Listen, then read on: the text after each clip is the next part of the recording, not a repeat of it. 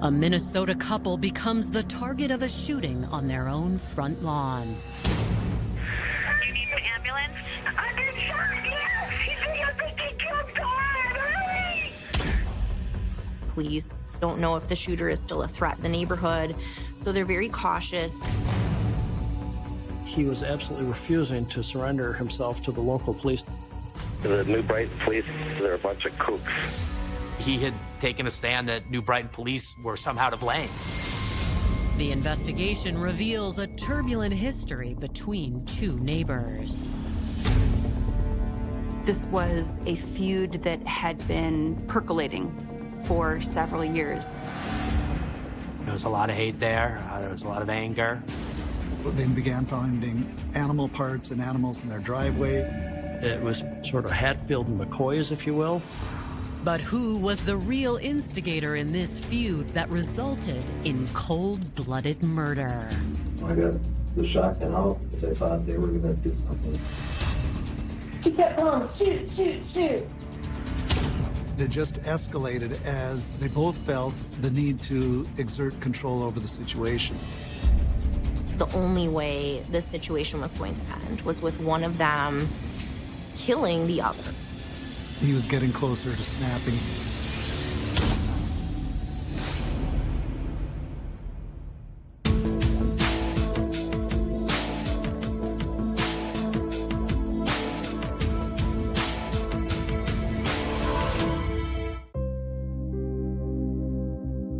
The suburb of New Brighton is known as one of the best places to live in Minnesota. It is a suburb just north of St. Paul, Minnesota. Lots of families, lots of schools, lots of parks. Just a really good neighborhood. It's an area where people go to escape the hectic life of the inner city. But on the evening of May 5th, 2014, this peaceful area becomes the scene of a terrifying crime.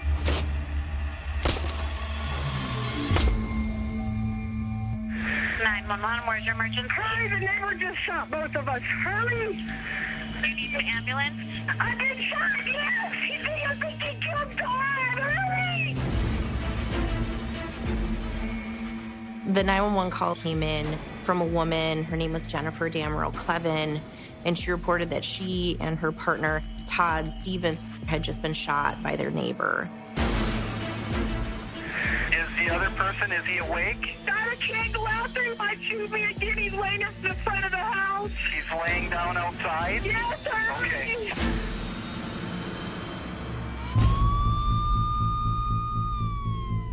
As officers race to the scene, 911 operators keep Jennifer on the line.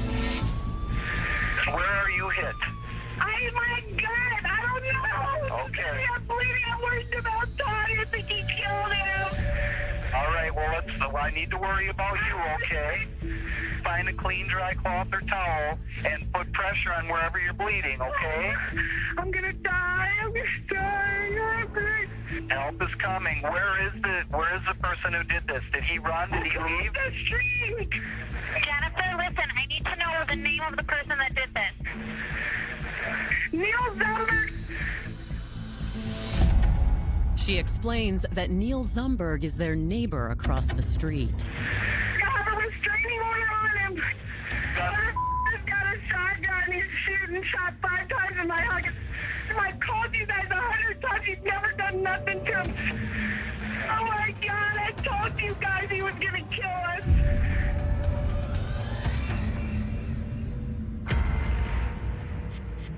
New Brighton police officers arrive at the address and find Jennifer's partner, Todd Stevens, lying in the front yard, bleeding and unconscious. But they find themselves in a dangerous situation. They don't know if the shooter is still a threat to them or a threat to the victims or a threat to the neighborhood, so they're very cautious. The urgent matter at hand is getting first aid to the victim, who is in the front yard. That was difficult to do because there was still an ongoing threat from the suspect house. Officers barricade themselves behind a car with assault rifles, while an EMT tries first to save Todd's life while waiting for backup. There was a gunshot wound to his face. There were a few others to his arm that they could see, but many of the wounds were actually covered by his clothes. And so I don't believe it was apparent immediately how many gunshot wounds Todd suffered. Is he dead? Is he dead, please? You're gonna try to help him. Help him, I'm shot too. I told you guys, you wouldn't protect me. They do start rendering aid and trying to give him CPR, but that did not last more than a minute or two. It was very apparent that he was no longer alive.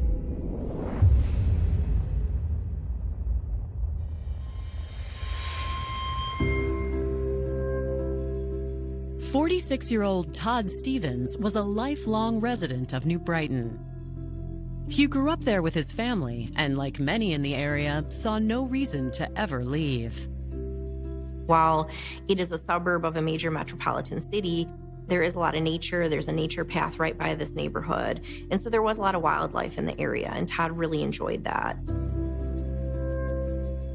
He was an outdoorsman, like to go hunting, to do all sorts of stuff outdoors. The only thing Todd loved more than the area's wildlife was its people. I met Todd around 2006. The guy would do anything for anybody, anytime. If somebody he just met said, I need help this weekend, Todd would be over there to help him. He's my dad's best friend, so it's always over, always hanging out. He would make you laugh, that's for sure. I mean, especially as a young kid, I really loved him. He was more like uncle figure to me, For most of his adult life, Todd worked physically demanding jobs.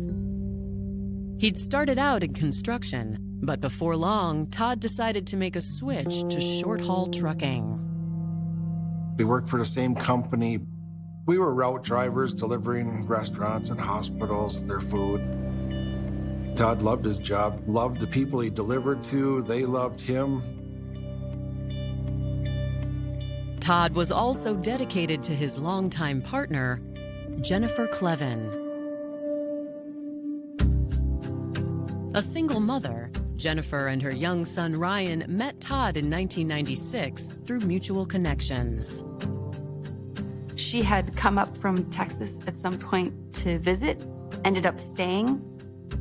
They quickly fell for each other, and Todd invited Jennifer and her son to live with him. Todd treated Ryan like he was his own, teaching him how to camp and hunt. And for the next 18 years, Todd and Jennifer seemed like the perfect couple. Although she and Todd weren't married, they had been partners for a long time. Todd and Jennifer always took care of each other, and I think they loved it the way they were. They were always calling each other, in contact with each other, and knowing what's going on. They were happy with each other. Todd had lived in this neighborhood his entire life, and he really liked it and enjoyed it. He was social with many of the neighbors. They all described him as kind and helpful. He was a jokester, and that's what I think people loved about him, because he just always was having fun and talking and joking around.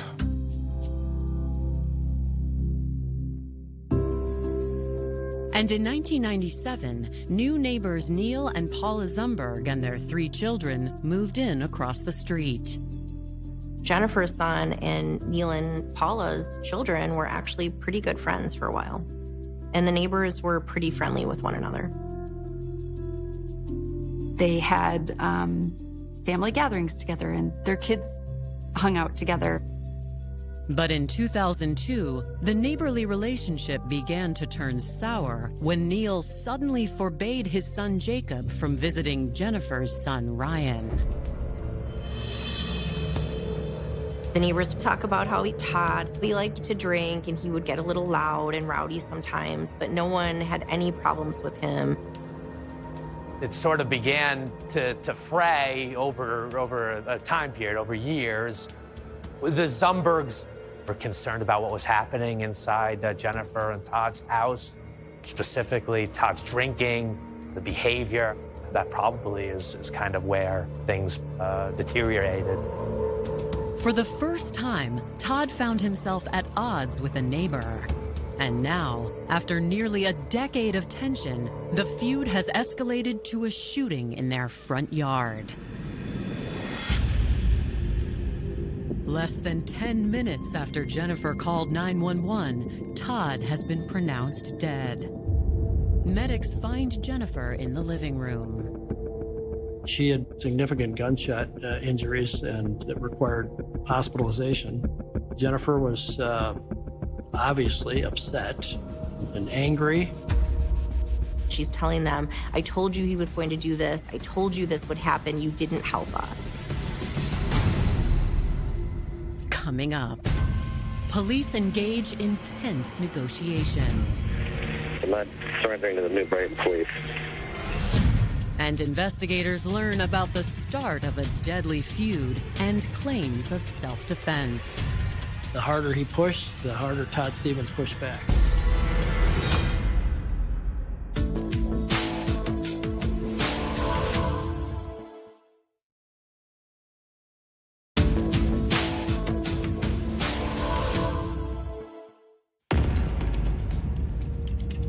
In the aftermath of a shooting that claimed the life of 46-year-old Todd Stevens, Minnesota police find themselves in a standoff with the alleged gunman, Neal Zumberge. They are quickly joined by over 20 officers from multiple agencies, including the Ramsey County Sheriff's Department and the Minnesota Bureau of Criminal Apprehension. It was a very tense situation for law enforcement. They knew they had 2 gunshot victims. One was dead. The shooter was in his own home. They needed to set up a perimeter. They didn't know how this situation was going to resolve. When police show up at the scene, it has the potential to either calm it down or escalate the situation. With an individual like Neal Zumberge, there's a high potential that there's going to be a violent altercation because he sees himself as someone who needs to win. A SWAT team secures the area, but before police can make contact with Neal, he surprises them by calling 911. 911, what's your emergency? Someone shot outside my house. Okay, do they need an ambulance? I'm sure they do. I'm not going to shoot the police. They can go help the guy. Are you the one that did the shooting? I'm not going to say anything. Is there anybody else in the house with you? No, my wife has nothing to do with it. I told her to get the hell out of the house. They didn't know if there was going to be more gunfire. They were kind of preparing for both situations. Should Neal open fire again, and also coming up with a plan to get him into custody. I'm not surrendering to the New Brighton police. Okay, where is the gun that's in the house right now? Well, what difference does that make? Because I just want to make sure officers know so that it doesn't endanger you. Well, you don't care about me. I care. We don't want anything to happen to you. I'm not going to shoot at the police. I'm not surrendering to the New Brighton police either. They're a bunch of kooks. The fact that he was making demands provided, I think, responding law enforcement officers with a hinge of discomfort. What are we getting ourselves into here? Okay, so who would you surrender to? I don't know, Ramsey County Sheriff. So you will surrender to a Ramsey County Sheriff? Yeah. I don't want the New Brighton police around here. All they'll do is kick the hell out of me. He had taken a stand that New Brighton police were somehow to blame for what was going on.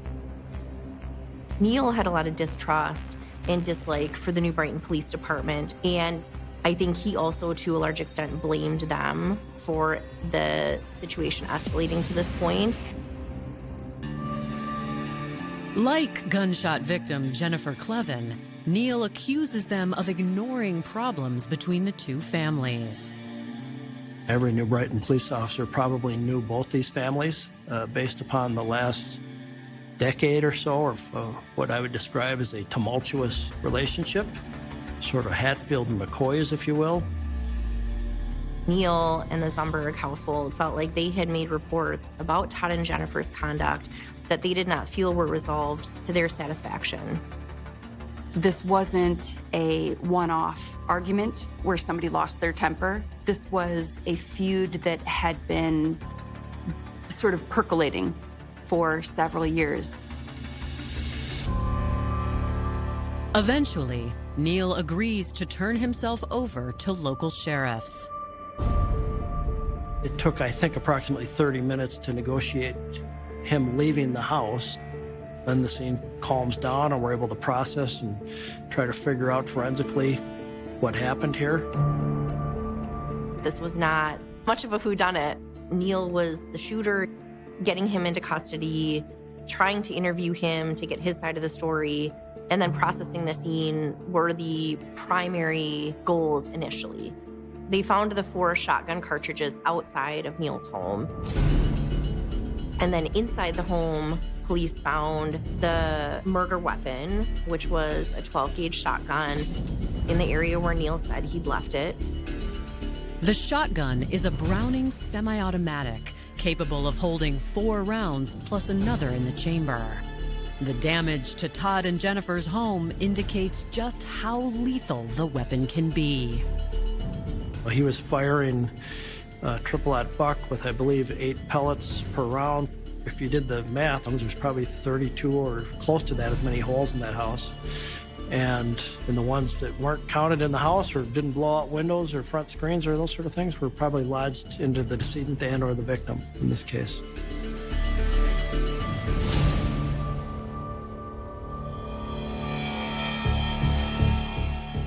Todd Stevens remained at the scene for several hours so that we could document specifically the scene.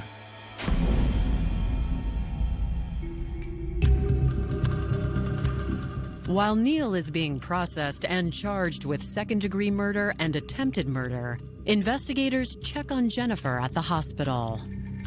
Jennifer had a through-and-through gunshot wound to the side of her abdomen. She had significant injuries that required hospitalization. They weren't fatal, but they were significant. After receiving treatment for her wounds, police are hoping she can tell them exactly what happened that night. But first, they have to deliver some heartbreaking news. I'm very sorry. Is Todd dead? I'm sorry, he has passed away. I'm sorry. I'm very sorry.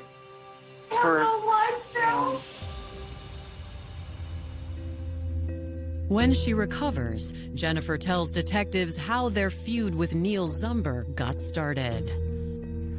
How many years have you been neighbors? I don't know, 15, 16, 17 years.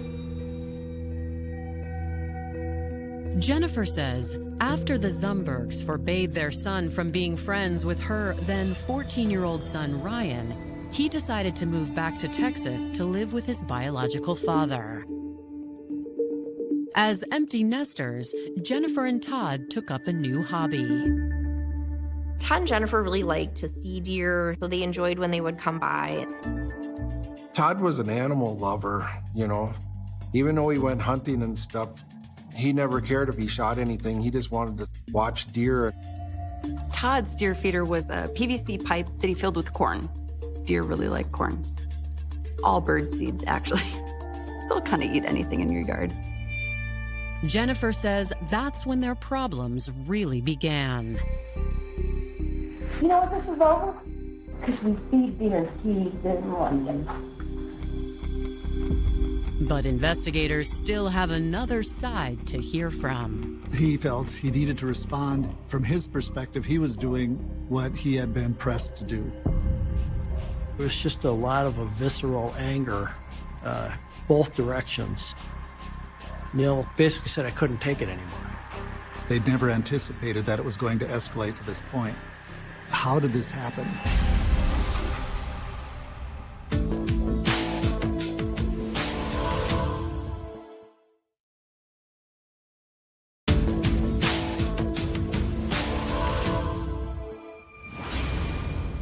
While officers process Neal Zumberge at the station, Detectives in New Brighton, Minnesota are continuing to gather a statement from his neighbor, Jennifer Clevin, whose feud with Neal left her seriously injured and her partner dead of a gunshot wound. Always have problems that I could point out. I've been doing it for 17 years. He's always had a problem with that.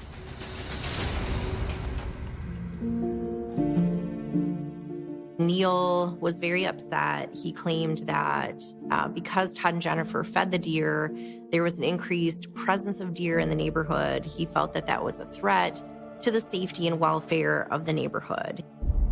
Neal feared that the deer would bring infected bugs to the area. Lyme disease is passed on by ticks, typically carried by deers. When a tick carrying Lyme disease bites a human, they can be sick for a long period of time. It can affect their general responsiveness. They become very lethargic. They can become physically ill for long periods of time. But Jennifer and Todd both felt that it was their right to feed deer. They were not going to back away from it. In 2012, Neal started complaining to local officials. Neal complained to the city of New Brighton about this. That's not incongruent with any ordinances or laws, so they didn't take any action. That's a pretty insignificant complaint, and there really is nothing for the police to do about it. But he was not going to let go of it. Tension between the neighbors continued to rise. And months later, Neal claimed his fears became reality. He said that he and his dog both got Lyme disease from the ticks that the deer carried, that Todd and Jennifer were luring into the neighborhood. Neal claimed that he had to take reduced hours at work because of his Lyme disease. Ultimately, Neal lost his job. He ended up being stuck at home. Now the anger becomes completely focused on the neighbor. It seemed like Neal had become very fixated on Todd and Jennifer, and he blamed them for his inability to find a job. He blamed them for getting Lyme disease.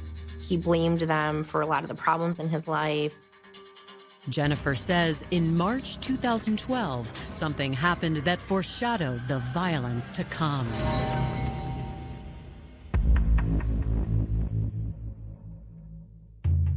Todd Stevens and Jennifer Clevin began finding animal parts and animals in their driveway. And then I come home, there's dead squirrel in my yard, dead bird in my yard, a deer leg. 2 weeks later, another deer leg. I remember going over to pick up Todd to go four-wheeling and pulling his yard, and there's 2 dead deer laying in his front yard that somebody shot and killed in his front yard in the middle of the night. It's just strange that nobody else had dead animals thrown in their front yard. It was upsetting to Todd and Jennifer as well as the neighbors. Todd and Jennifer made a report. They suspected that Neal was the one who killed those animals and put them there, either as a sign or as a threat. The disturbing incidents continued over a period of 6 months. Jennifer and Todd made reports to the Department of Natural Resources, but Neal denied the accusations. Think about the craziness of this, that someone's killed an animal and put it in your yard to threaten you. I got 14 in my house. I used to find that animal in my yard all the time. They were hoping to catch Neal putting these dead animals in their yard. Neal was very aware of the fact that Todd and Jennifer had put cameras up in their yard, and that is when a lot of this behavior stopped.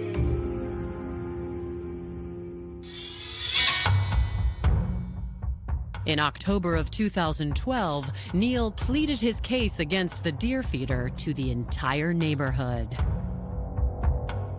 He circulated a letter, he Xeroxed several copies of the same correspondence, and fanned it out among the neighborhood. Neal talked in this letter about Todd, but he referred to him as Mr. Corn and talked about how Todd was feeding the deer and how dangerous it was. From Neal's perspective, he saw this as possibly generating support for his beliefs. The truth is, from the neighbor's perspective, it simply made it look like he was getting closer to snapping.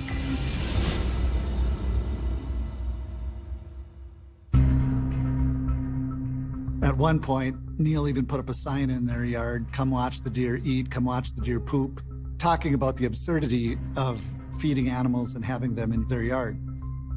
I think that there was a conflict in personality, and it just escalated as they both felt the need to exert control over the situation. The harder he pushed, the harder Todd Stevens pushed back. These guys called the cops on each other multiple times, and the cops came to the neighborhood.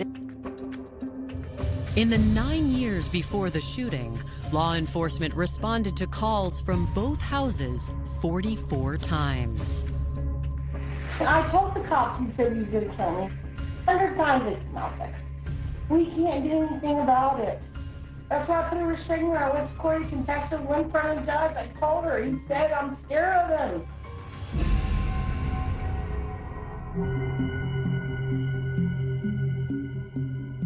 A little more than a year before the shooting, the court found that Neal had engaged in a pattern of harassing conduct against Jennifer and that a court order was necessary for her safety. Jennifer got her restraining order against Neal in 2013. The restraining order cooled things down for a while, but a week before the shooting, an incident seemed to reignite Neal's rage.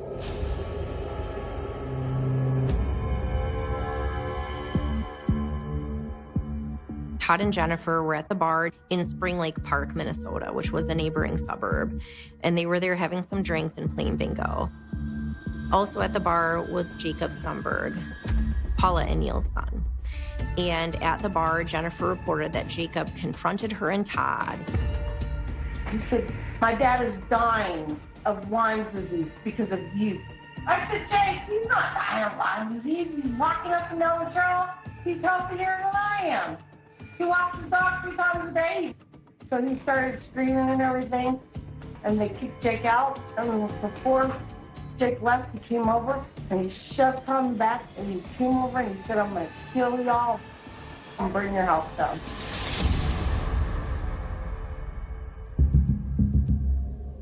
In some way, Jacob saw it as a way of supporting his father. I feel like Dad's frustration had carried over onto his son. Jennifer says she immediately reported it to police, who issued an arrest warrant. The police did go to Paula and Neal's home to try to locate and interview Jacob about what happened at the bar. Paula got very upset and kicked the police out of her house and told them to leave. So they issued the pick up and hold warrant for him. A week later, on May 5th, she spotted Jacob at a restaurant and called authorities. Jacob was arrested and charged with assault. When Jennifer returned home around 8:30 p.m., Paula Zumberge was there waiting.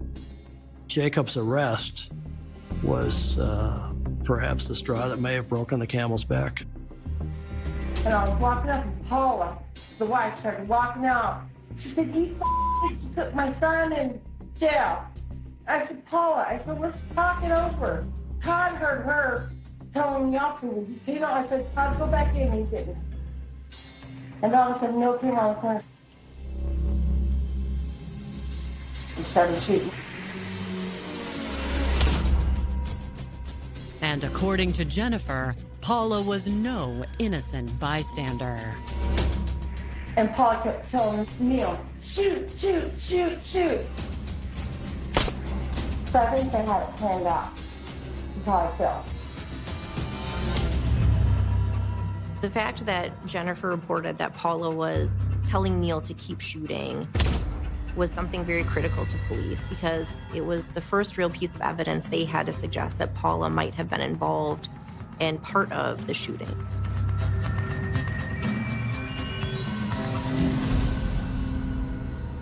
coming up. Neal Zumberge tells his side of the story. It just made our life hell the whole time we were there. This is all about deer, basically. Deer and ants. And surveillance video sheds new light on the crime. If you go frame by frame, you can see the muzzle flash from the firearm that he's using.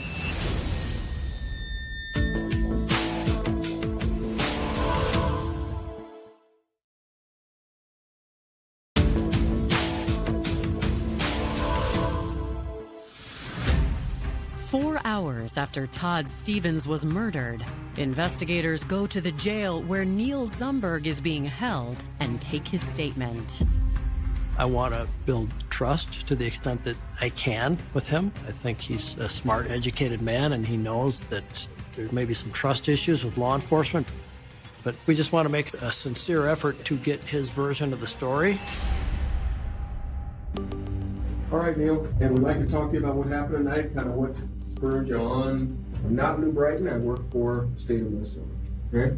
Okay. That makes two of us. What we'd like from you is maybe to get an explanation. What led up to this? This is all about deer, basically. Or not all about deer, but deer and ants. According to Neal, Todd and Jennifer were the real pests. It just made our life hell the whole time we were there. Like every weekend, come on, we gotta go in the house. These guys are getting drunk, and they'd be out there with guns. They carry guns on their sides. The New Brighton police know this. Neal viewed himself as someone who did what he needed to do and wasn't initially apologetic for it. What is it today? What made today different than any of these other thousands of days in the past 16 years that you've been dealing with? What made today different? I don't know, just everything. Fear, my wife's crying, she can't sleep at night. They're going after our kids. I mean, and what am I going to do? Neal says when they found out Jennifer had their son arrested, his wife hit a breaking point. I saw him pull up, and she goes, I'm going to go give them a piece of my mind. Next thing you know, they're swearing back and forth. I got the shotgun out because I thought they were going to do something. He said he came out and he was keeping an eye on Todd to make sure his wife doesn't get shot. Did you see anything that made you feel like she was in danger? Well, he had his arms like this, and then he kind of went down like this, and I just, I don't know, I mean... He thought Todd may have had a gun on his waistband and that was not uncommon for Todd Stevens to wear a small caliber handgun. Neal says before he realized it, he'd already pulled the trigger.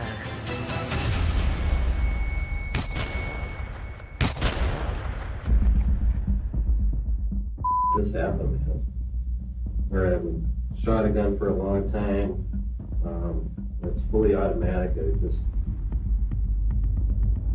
just kept going off. And Jennifer was never the intended target of anything. It's always been Todd. So, your wife, did she scream, or how did she react? Did she leave? Did she talk to you? She just flipped out, and I told her to get the hell out of the house.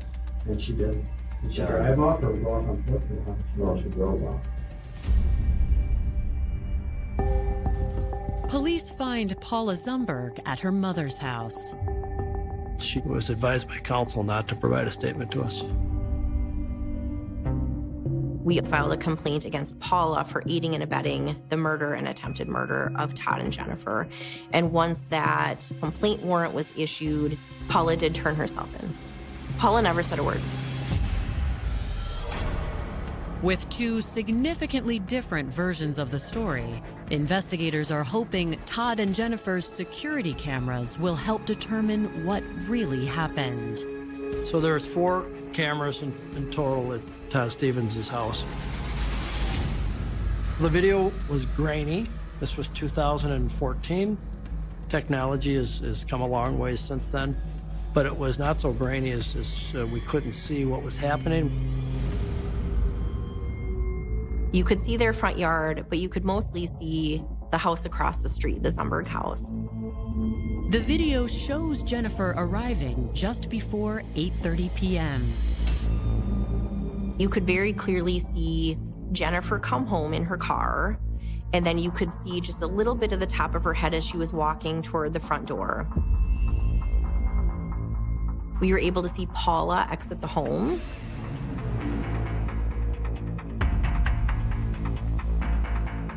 Paula had come down to the end of her driveway, and the two women were exchanging words, not very friendly. So after the original altercation, Todd came out, didn't say anything, but was just standing there. Neal steps around to the side of the house 5 different times to make sure there's nobody coming. So it wasn't until Paula had retreated back closer to their home and Todd and Jennifer had both come down the front stairs of their house that Neal opened fire. And all of a sudden, boom, there's gunshots.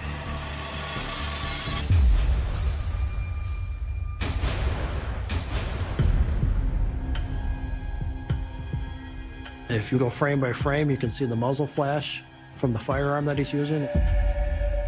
We have Paula with visually on digital video, but we don't have her verbally saying, shoot him, shoot him. She doesn't drop to the ground. She doesn't run. And I can't imagine standing at the end of my driveway, hearing a gunshot behind me and standing perfectly still. So I think that you can draw conclusions from that if you'd like. Investigators are inclined to agree with Jennifer. It looks like a setup. It appears to be a premeditated, planned execution of Todd Stevens. I really believed in the theory of the case, and I believed that we had sufficient evidence to prove Paula's involvement. So those were the charges then that were taken to a trial. So not only did I need to prove that Neal intentionally killed Todd and intentionally attempted to kill Jennifer, but also that that was done with premeditation.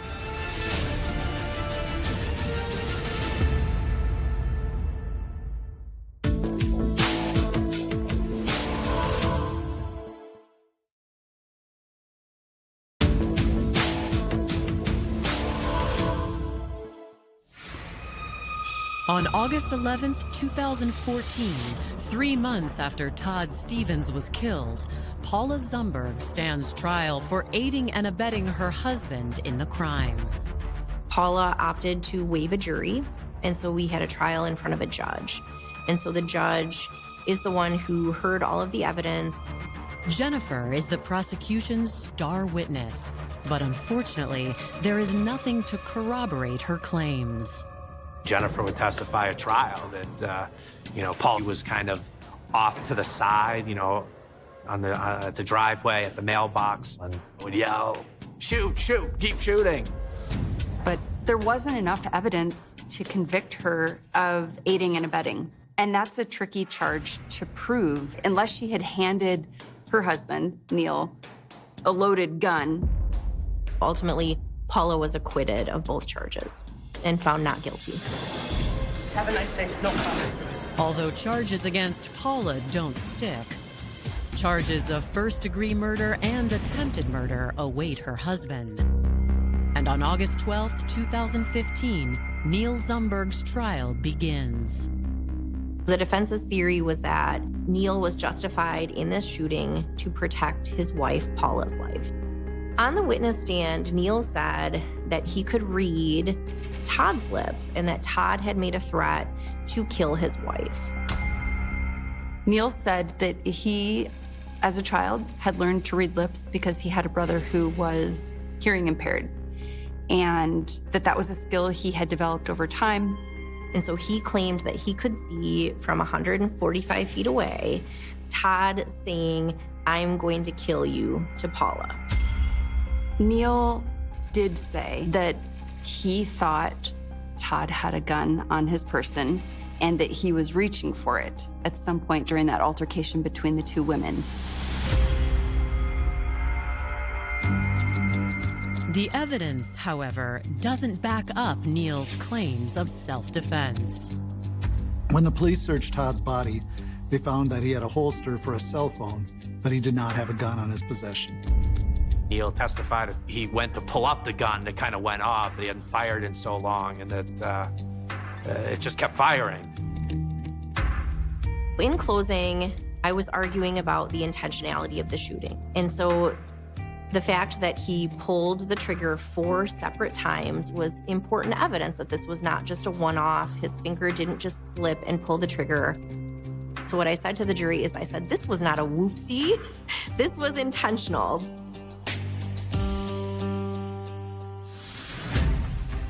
On the 7th day of trial, the jury is sent to deliberate. It takes them less than 3 hours to return with a verdict. Ultimately, the jury did return verdicts of guilty. One of the alternate jurors said, you know, if he could read lips from that far away, then why wouldn't he have been able to see that Todd didn't really have a gun? First-degree premeditated murder is the most serious criminal charge there is, and it's a mandatory sentence of life in prison without the possibility of parole. At his sentencing, Neal drops another bombshell. When Neal spoke to the court and admitted that he had not been fully truthful, he admitted that he did not actually know how to read lips. And it wasn't that the gun just kept going off, that he pulled that trigger on purpose. It was a shocking moment in covering the criminal justice system that a defendant would actually tell a judge that, yeah, I lied.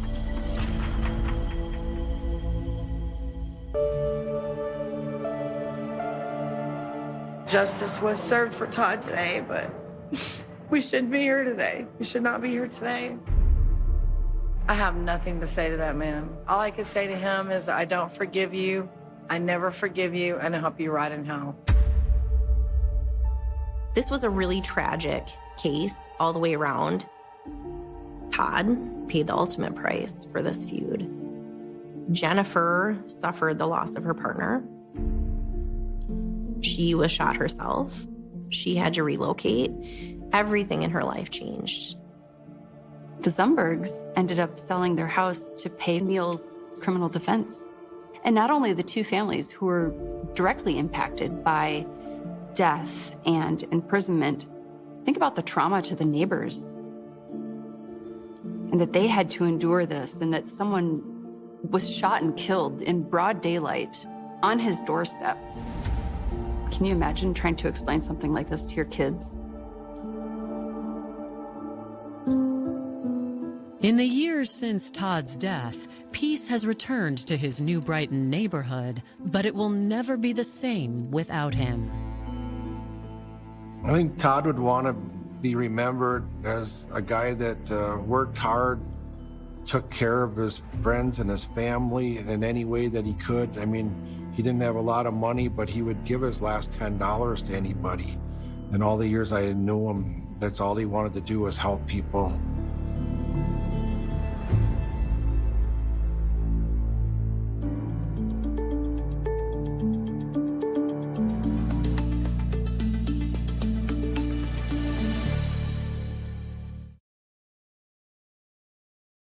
When a quiet community is shaken by an unthinkable tragedy, the ripples of shock extend far beyond the immediate family, touching the lives of neighbors, investigators, and everyone who believes in the basic sanctity of human life.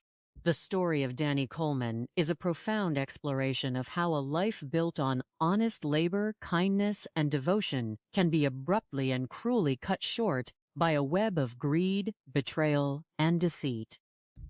It is a narrative that begins in the rural farmlands of Missouri, winds through the dark corridors of correctional institutions, and ultimately concludes in a federal courtroom where justice, though delayed by nearly 2 decades, is finally served. This case serves as an enduring testament to the meticulous dedication of law enforcement and the scientific advancements that allow silent evidence to speak years after a crime has occurred. Stanton, Missouri, is a small, peaceful community nestled in the rolling farmlands and wooded areas of Franklin County, positioned between the scenic lake of the Ozarks and the bustling city of St. Louis. It is a place where residents appreciate the quiet rhythms of rural life, where farmland stretches to meet patches of dense forest, and where neighbors generally know and trust one another.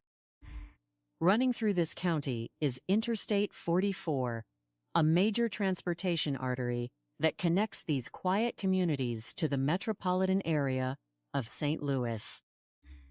To the casual traveler, the landscape represents a tranquil slice of Midwestern life, where the biggest worries are the changing of the seasons and the success of the annual harvest. Yet, on a cool autumn evening in the year 1992, this peaceful backdrop became the scene of a horrifying discovery that would initiate one of the most complex conspiracy investigations in the history of the region. Just after 9 hours and 30 minutes, post-meridium on the night of October 22, 1992, a motorist traveling along the North Service Road in Stanton noticed a bright glow flickering in the distance.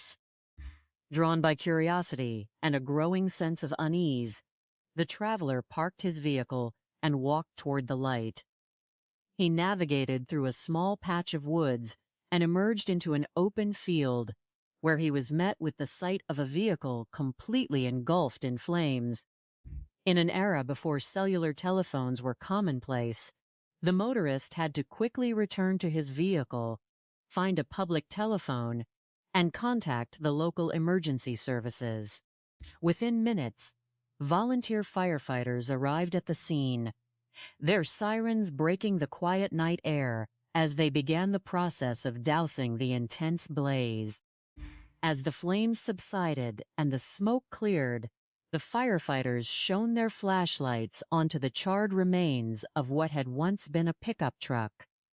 It was then that they made a gruesome discovery in the front passenger seat. The heat of the fire had been so intense that it had consumed almost the entire vehicle, leaving behind little more than a blackened metal frame. Inside the passenger cabin, the firefighters located human remains that had been severely damaged by the fire. Recognizing that they were standing on a major crime scene, they immediately contacted the Franklin County Sheriff Department. Detectives, including experienced investigators who had spent decades serving the community, received the call at approximately 9 hours and 40 minutes post-meridium and quickly assembled their team to head out into the dark, cold field. Upon arrival, they were faced with a daunting task. The fire had destroyed almost all traditional physical evidence. There were no documents, no wallets, and no identification cards left intact. The exterior of the truck was stripped of its paint, and the interior was reduced to ash and skeletal fragments. Despite the near-total destruction of the vehicle, the investigators began a meticulous examination of the interior, working from the inside out. Their patience was rewarded when they spotted several metallic items that had survived the inferno. In the ashes of the passenger seat, they discovered a gold chain, a ring, and a watch. Nearby, they located a distinct metal belt buckle bearing the insignia of Ducks Unlimited, a well-known wildlife conservation and hunting organization. As they continued their search of the physical remains, they made another critical observation. Embedded within the charred leg bone of the victim was a long surgical metal rod, placed there during an orthopedic operation to repair a serious injury. This medical implant would prove to be a crucial clue in identifying the deceased. As investigators expanded their search to the exterior of the truck, they noticed an immediate anomaly that suggested foul play. The license plates of the vehicle had been completely removed. This was not the result of the fire. as the brackets and screws showed signs of intentional tampering. It was a clear indication that whoever had left the vehicle in the field had actively attempted to delay the efforts of law enforcement to identify the owner and the victim. However, the perpetrators had overlooked a vital piece of information. The unique vehicle identification number, deeply etched into the metal frame of the chassis, remained intact despite the hot temperatures of the fire. Detectives ran this number through their database, and within a short time, it returned a match. The truck belonged to Danny and Karen Coleman, residing at an address in St. Louis, approximately a 45-minute drive from the field in Stanton. With this vital information in hand, investigators drove to the St. Louis address, arriving at approximately 2 hours and 30 minutes. Ante-meridiem, on the morning of October 23, 1992. They were met at the home by Karen Coleman and her 18-year-old son, Joby. When questioned, Karen and Joby explained that they did not know where Danny was and had been growing increasingly concerned. They noted that Danny was a highly responsible man who typically called home if he was going to be late, a call that had not come that evening. The detectives gently presented the personal items recovered from the burned truck. Upon seeing the gold chain, the ring, the watch, and the Ducks Unlimited belt buckle, the family confirmed that these items indeed belonged to Danny. The confirmation was met with an outpouring of grief. To solidify the identification, the detectives asked about any unique physical characteristics. Joby immediately recalled that his father had been involved in a serious motorcycle accident years prior, which had required the surgical insertion of a metal rod into his right leg.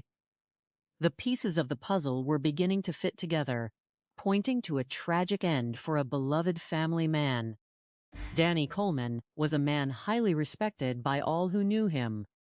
A native of South St. Louis, he was known for his generous heart, his easygoing nature, and his commitment to his community.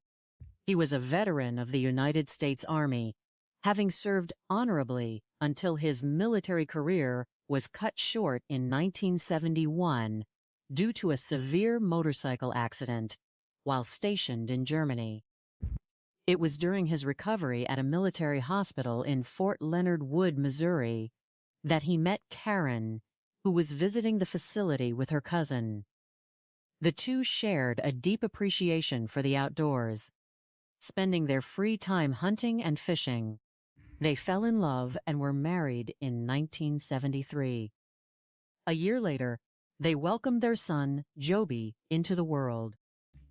Danny worked hard to provide a comfortable life for his family, securing employment as a mechanical engineer at a company called Multiplex, which manufactured beverage dispensing equipment for major restaurant chains.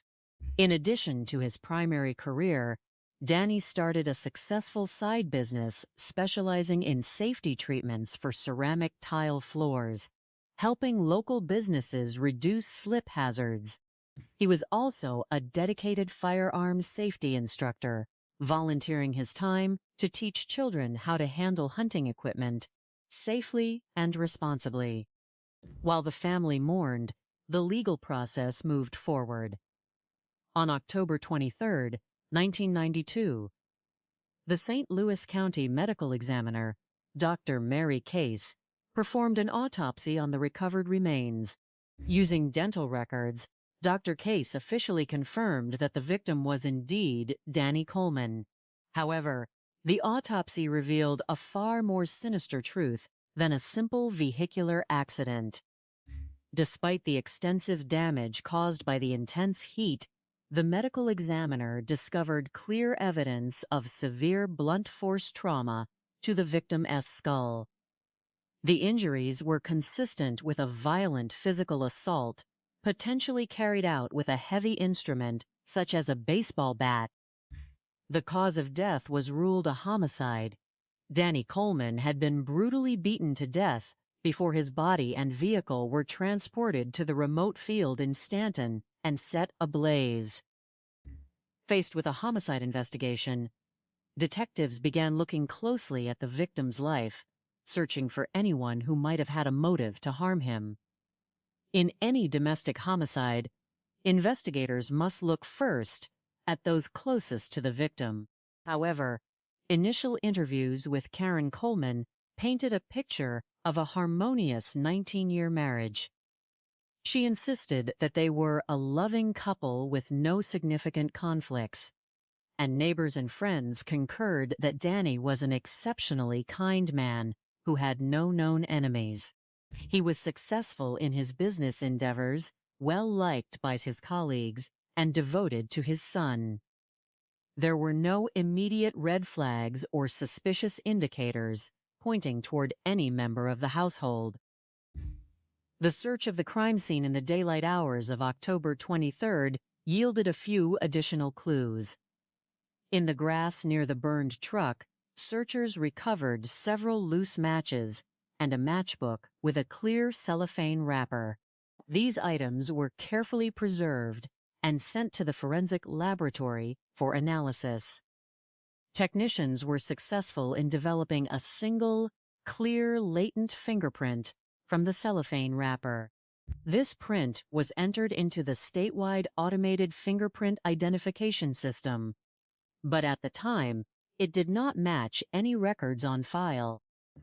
The valuable piece of evidence was securely stored away in an evidence locker, waiting for the day when technology or a new suspect would allow it to be identified. As detectives investigated Danny's final hours, they interviewed his co-workers at Multiplex.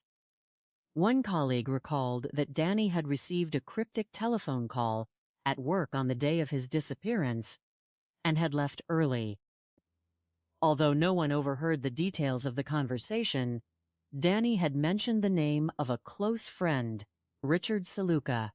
A review of the telephone records from the Coleman residence revealed a series of calls between the home and Richard's number, including highly unusual calls placed at 1 hour and 30 minutes antemeridium and 3 hours and 30 minutes antemeridium on the night of the murder. Richard was brought in for questioning as a person of interest. He was deeply cooperative, explaining that he and Danny were close friends who collaborated on flooring projects. He explained that the late-night calls were from a frantic Karen Coleman, who was searching for her husband.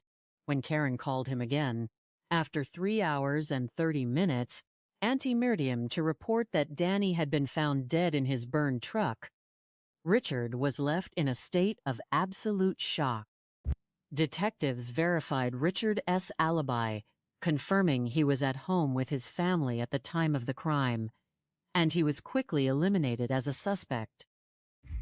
As investigators continued to dig deeper into the social circle surrounding the Coleman household, a different narrative began to emerge, contrasting sharply with the image of a perfect domestic life.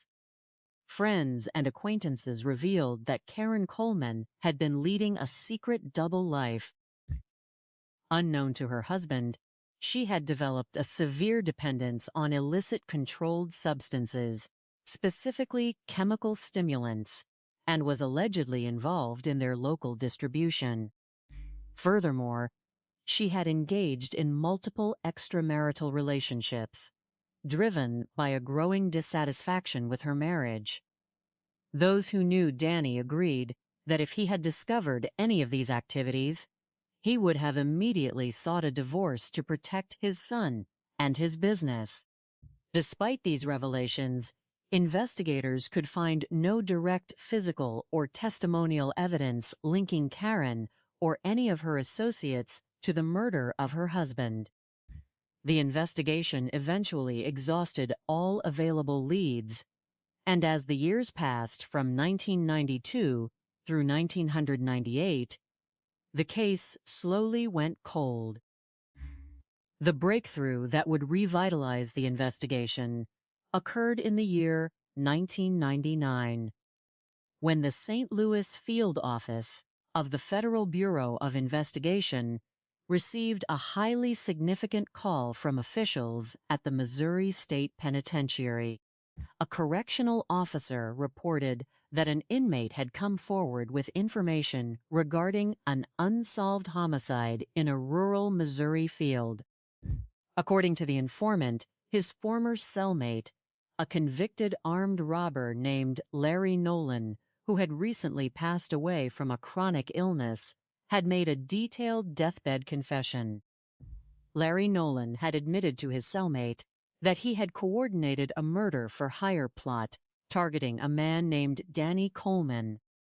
Federal agents and local detectives immediately traveled to the correctional facility to interview the informant. The details provided by the inmate revealed a stunning and intricate conspiracy of betrayal. The informant explained that Karen Coleman was a close friend of Larry Nolan's wife, Michelle. Through this connection, Karen began visiting Larry in prison in the late 1980s, eventually visiting him on her own. A romantic relationship developed between the two during these visits. Karen, seeking to escape her marriage and secure a financial windfall, proposed a plan to eliminate her husband. She provided Larry with detailed information regarding Danny's daily routines and a $50,000 life insurance policy. In exchange for coordinating the crime, Karen promised to pay Larry $15,000 from the insurance proceeds and promised to marry him upon his eventual release. To carry out the physical act of the crime, Larry Nolan reached out to a trusted acquaintance on the outside, James Cornhart. Cornhart was a respected firefighter in the St. Louis area, but behind his professional facade, he was willing to participate in a violent conspiracy for financial gain. Larry Nolan arranged for Karen to meet with James Cornhart, and together they finalized the details of the plot. To ensure the crime could be carried out quietly, Larry coordinated the manufacture of a custom silencer to fit a handgun owned by Cornhart. According to the informant, the plan was executed successfully, but the conspiracy quickly fell apart due to honor among thieves. After Danny's death, Karen received the $50,000 insurance payout, but failed to pay Larry his promised share, and she abruptly ceased her prison visits. Feeling deeply betrayed and angry that he had been double-crossed, Larry Nolan chose to confess his involvement to his cellmate before his death, ensuring that Karen's role would eventually be exposed. Armed with this new narrative, investigators began working to verify the informant's claims. A review of prison visitation logs confirmed that Karen Coleman had indeed visited Larry Nolan frequently during the period leading up to the murder. Furthermore, the logs showed that James Cornhart was also on Larry Nolan's approved visitor list, providing a direct link between the conspirators. Investigators then requested that Dr. Mary Case re-examine the forensic evidence from the autopsy.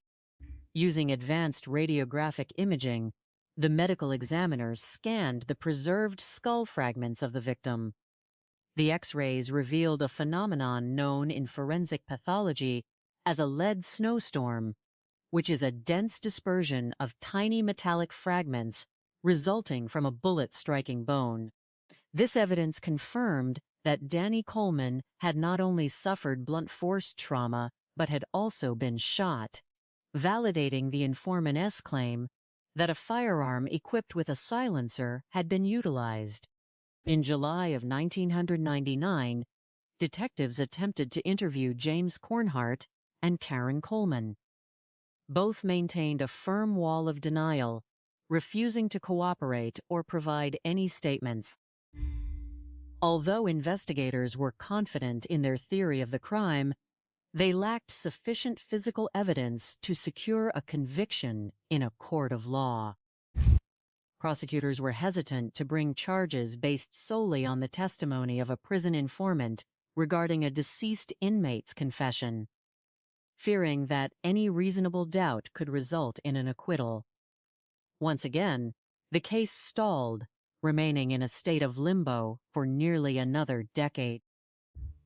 The final phase of the investigation began in the year 2008, when local detectives presented the case file to the United States Attorney's Office in St. Louis. Recognizing the strength of the circumstantial evidence and the severe nature of a murder-for-hire conspiracy, federal prosecutors agreed to take over the case, bringing the extensive resources of the federal government to bear. On December 12, 2008, a federal grand jury issued indictments charging James Cornhart and Karen Coleman with conspiracy to commit murder for hire. Federal agents responded to the firehouse, where James Cornhart was working, and placed him under arrest. As part of his processing at the Federal Bureau of Investigation headquarters, Cornhart was fingerprinted. Forensic examiners immediately compared his prints to the latent fingerprint recovered from the cellophane wrapper found at the crime scene 16 years earlier. The analysis concluded that the print on the matchbook wrapper was an exact match to the fingerprint of James Cornhart. This scientific confirmation provided the irrefutable physical link connecting Cornhart directly to the field where Danny Coleman's body was burned. Shortly thereafter, federal agents located and arrested Karen Coleman. While the defendants were held in custody awaiting trial, investigators continued to gather evidence. They began monitoring and recording the telephone calls placed by James Cornhart from the St. Louis County Justice Center. This standard procedure yielded a massive breakthrough. During a recorded conversation, Cornhart spoke with a close associate named Stephen Mueller, asking him to enter his residence and dispose of several highly incriminating items, including a firearm, ammunition, and a custom silencer crafted from a lawnmower muffler. Acting quickly, agents confronted Stephen Mueller. Faced with the recorded evidence of his conversation with Cornhart, Mueller broke down and agreed to cooperate with the authorities. Stephen Mueller's confession filled in the final dark details of the night of the crime. He admitted that he had been recruited by James Cornhart to assist in the murder. On the evening of October 22, 1992, Cornhart, Mueller, and a third accomplice, known only by the pseudonym Dozer, lured Danny Coleman to a vacant house by pretending to have information regarding his wife's infidelity. When Danny arrived, the three men launched a violent assault, beating him severely before Mueller fired the fatal shots. They then loaded Danny's body into his own pickup truck, drove the vehicle to the remote field in Stanton, and set it on fire to destroy any trace of physical evidence. Following the crime, Mueller had disposed of the weapon and the silencer by throwing them off the Jefferson Barracks Bridge into the Mississippi River. As the joint trial for James Cornhart and Stephen Mueller neared in June of 2010, Karen Coleman realized the overwhelming weight of the evidence against her. She chose to enter a guilty plea to the federal charges of conspiracy and murder for hire. As part of her plea agreement, she agreed to provide full testimony against her co-conspirators.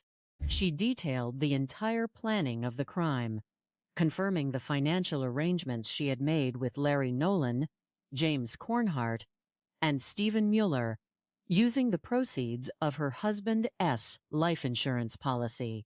Her son, Joby, supportive of the pursuit of justice, agreed to step out of the courtroom during his mother's testimony, so he would not have to hear the details of how she orchestrated his father's death.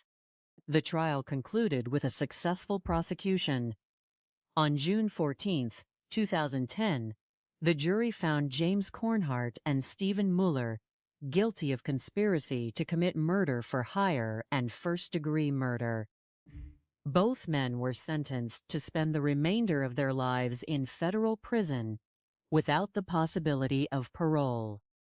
For her cooperation and testimony, Karen Coleman was sentenced to 20 years in federal prison, a sentence that brought mixed emotions to those who felt she deserved a life term for her role as the instigator of the crime. Despite the passage of nearly 2 decades, the efforts of law enforcement, the persistence of the detectives, and the advancement of forensic science successfully brought closure to a grieving family and demonstrated that the passage of time cannot erase the footprint of justice. Analyzing this tragic case reveals a profound truth about the nature of human greed and the fragility of relationships when they are corrupted by illicit influences. The primary motive behind this complex conspiracy was twofold: financial gain and a desperate desire to escape a domestic reality without facing the social or financial consequences of a divorce. Karen Coleman sought to fund her double life, which was increasingly dominated by a dependence on expensive illegal substances, by exploiting her husband's life insurance policy. Her co-conspirators, driven by the promise of relatively small sums of money, showed a complete disregard for human life, viewing the contract as a simple business transaction. Such cases occur with tragic frequency because individuals under the influence of financial desperation or substance dependence often experience a severe distortion of moral judgment, falsely believing that an elaborate cover-up can shield them from detection. The success of the investigation relied heavily on several key details and clues that the perpetrators failed to fully erase. The preservation of the vehicle identification. Number on the truck S-frame bypasses the simple removal of license plates, highlighting a common oversight in criminal planning. The orthopedic surgical rod, unique to Danny Coleman's medical history, provided an undeniable physical identification that fire could not destroy. Furthermore, the meticulous collection of evidence at the scene, specifically the preservation of the cellophane wrapper, with James Cornhart's fingerprint, demonstrates how minor details can become decisive factors when combined with modern database technologies years down the road. The sophistication of the criminals, which included using a custom-made silencer, selecting a remote location, and utilizing fire to destroy biological evidence, was ultimately defeated by their own lack of foresight and the psychological pressure that inevitably fractures criminal alliances. Several essential life lessons can be drawn from this case to prevent similar tragedies. It underscores the critical importance of addressing substance dependence within families early, as unchecked addiction frequently leads to a complete erosion of personal ethics and can drive individuals to commit desperate acts. It also teaches us that trust should never be taken for granted, and open, honest communication within marriages is vital for safety and emotional well-being. From a community perspective, maintaining active support networks where individuals can express concern about domestic changes or suspicious behavior can serve as an early warning system. For law enforcement, this case highlights the immense value of interagency cooperation, the careful preservation of cold case evidence, and the strategic monitoring of jailhouse communications, showing that a combination of modern science and persistent detective work is the most effective tool to ensure that justice is eventually realized. When a community is shattered by a heinous act of betrayal, the ripples of the tragedy extend far beyond the immediate family, prompting a deep investigation into the dark corners of human motivation and the relentless pursuit of justice.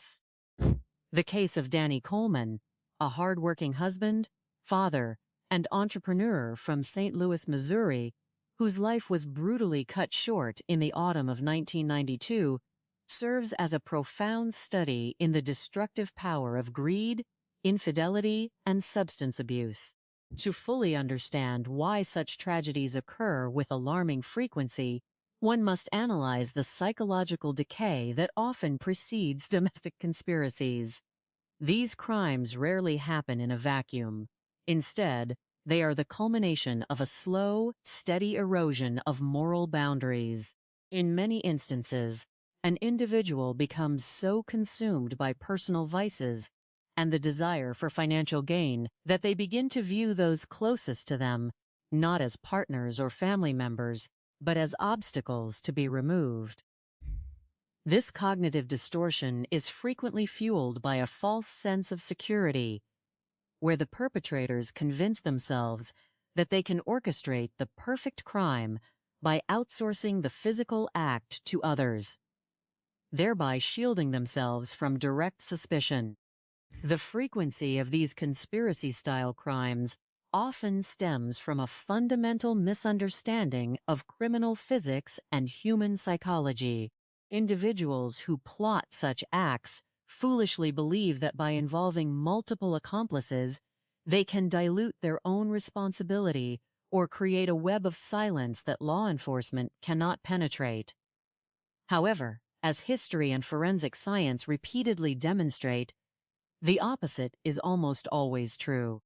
Every additional person brought into a conspiracy represents a new point of vulnerability, a loose thread waiting to be pulled by skilled investigators.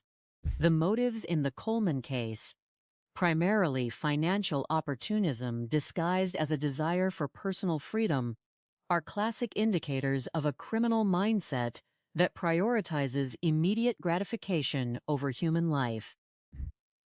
The promise of a $50,000 life insurance policy became the catalyst for an incredibly cold and calculated plan, proving once again that when individuals lose their moral compass to substance abuse and illicit lifestyles, the value they place on human life plummets to zero.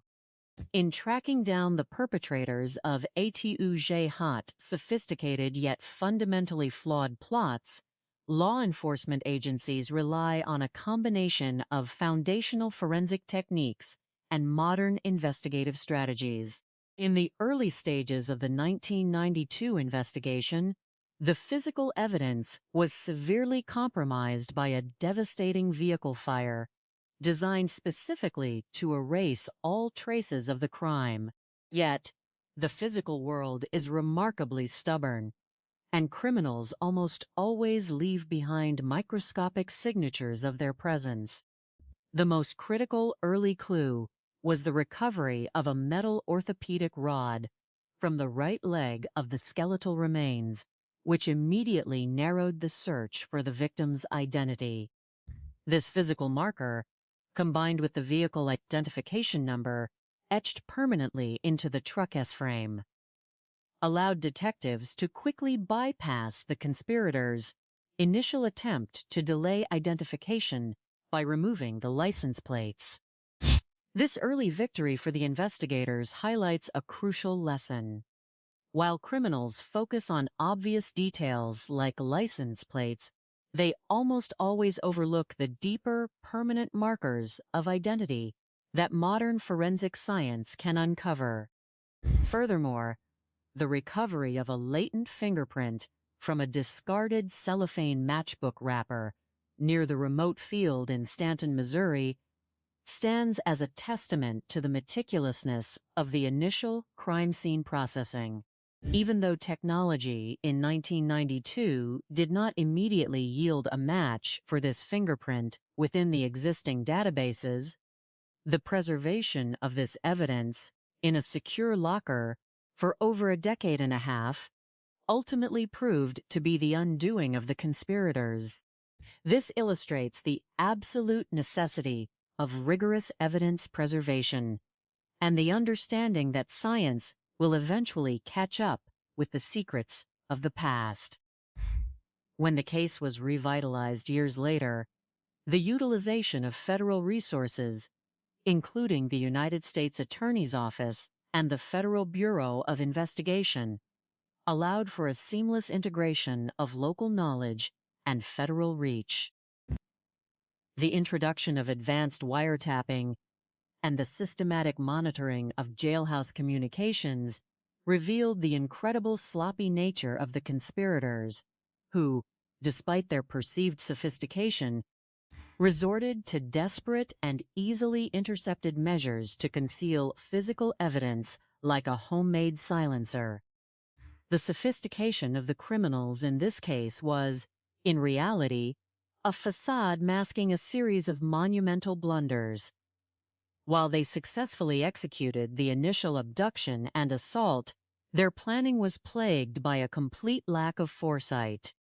The decision to remove the license plates while leaving the vehicle identification number untouched is a perfect example of the superficial thinking that characterizes many criminal operations. Additionally, the reliance on a chain of accomplices, stretching from a prison cell to a local firefighter and his associates, ensured that the secret of Danny Coleman's death was never truly secure.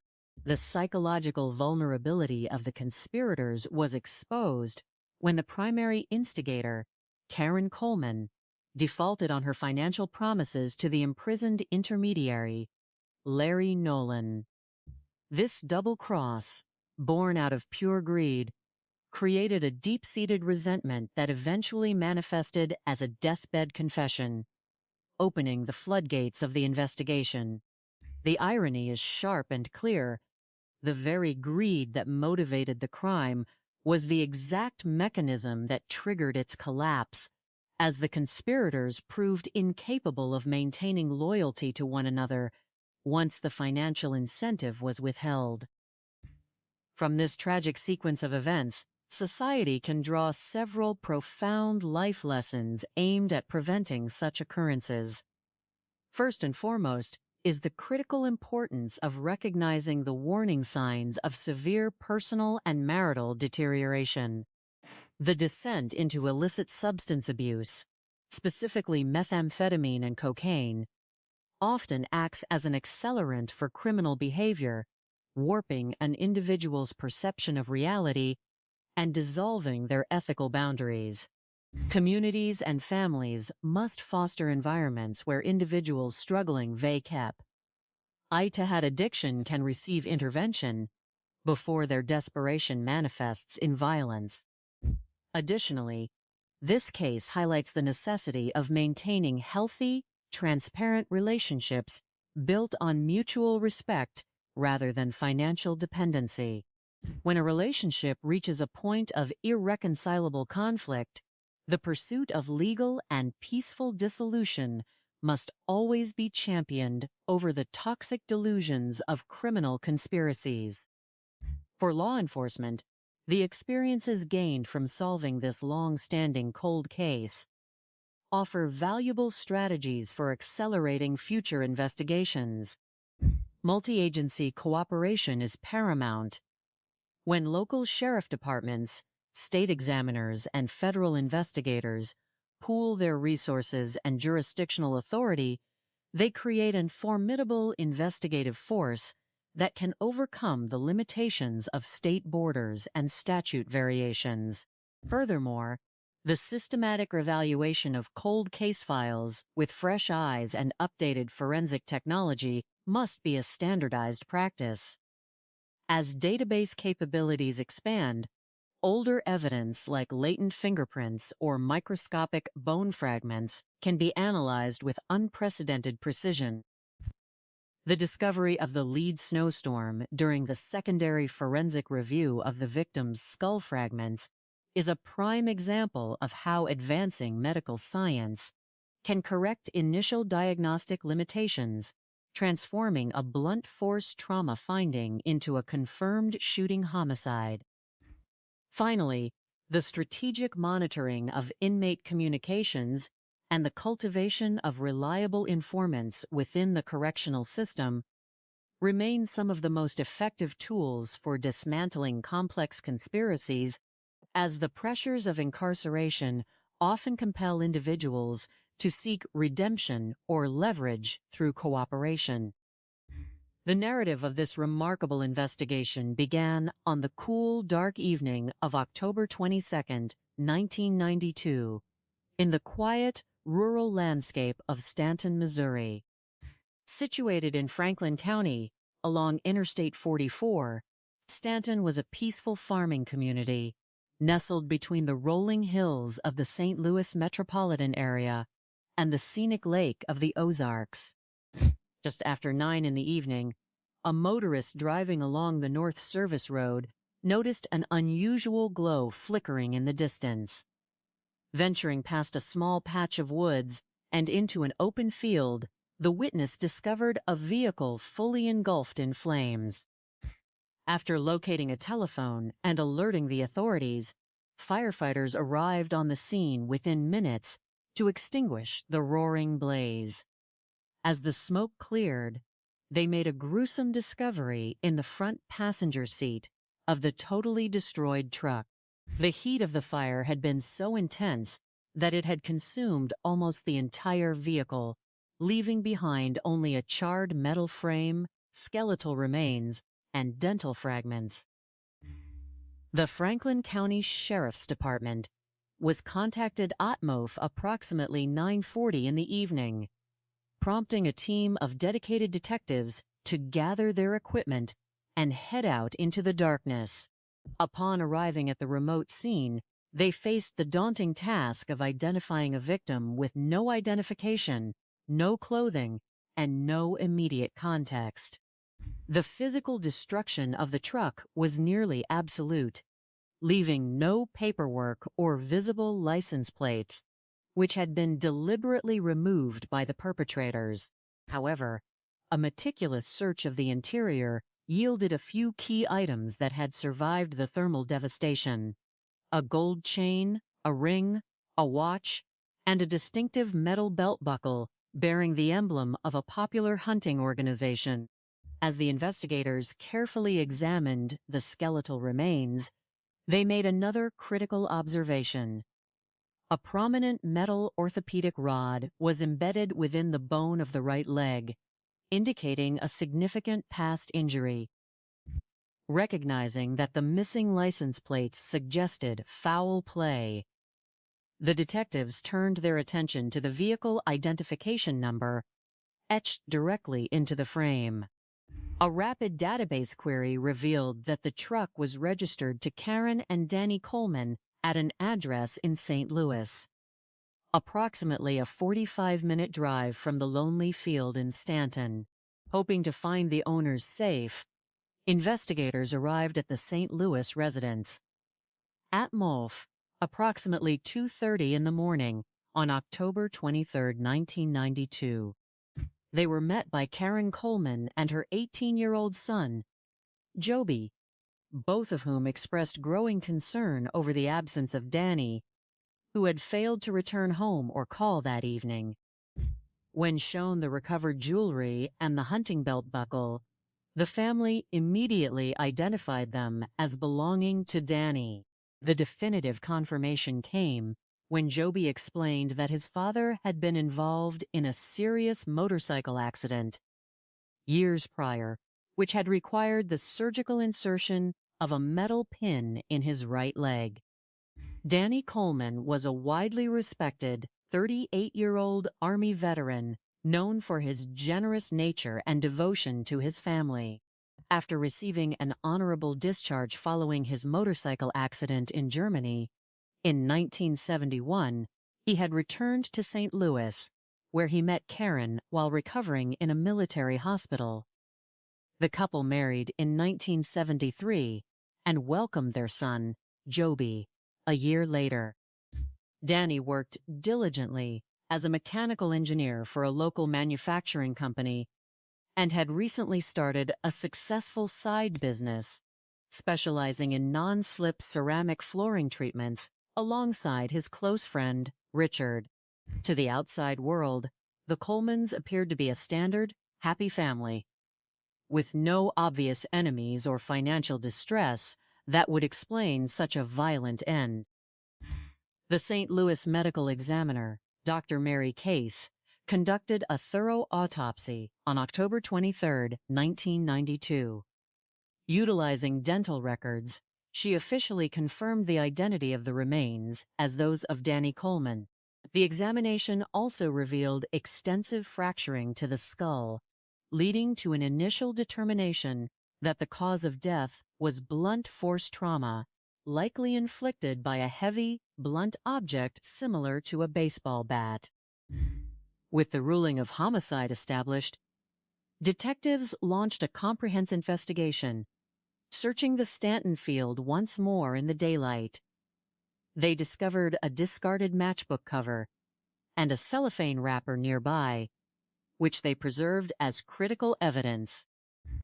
A latent fingerprint was successfully lifted from the cellophane wrapper and entered into the state database. But no matching records were found at the time.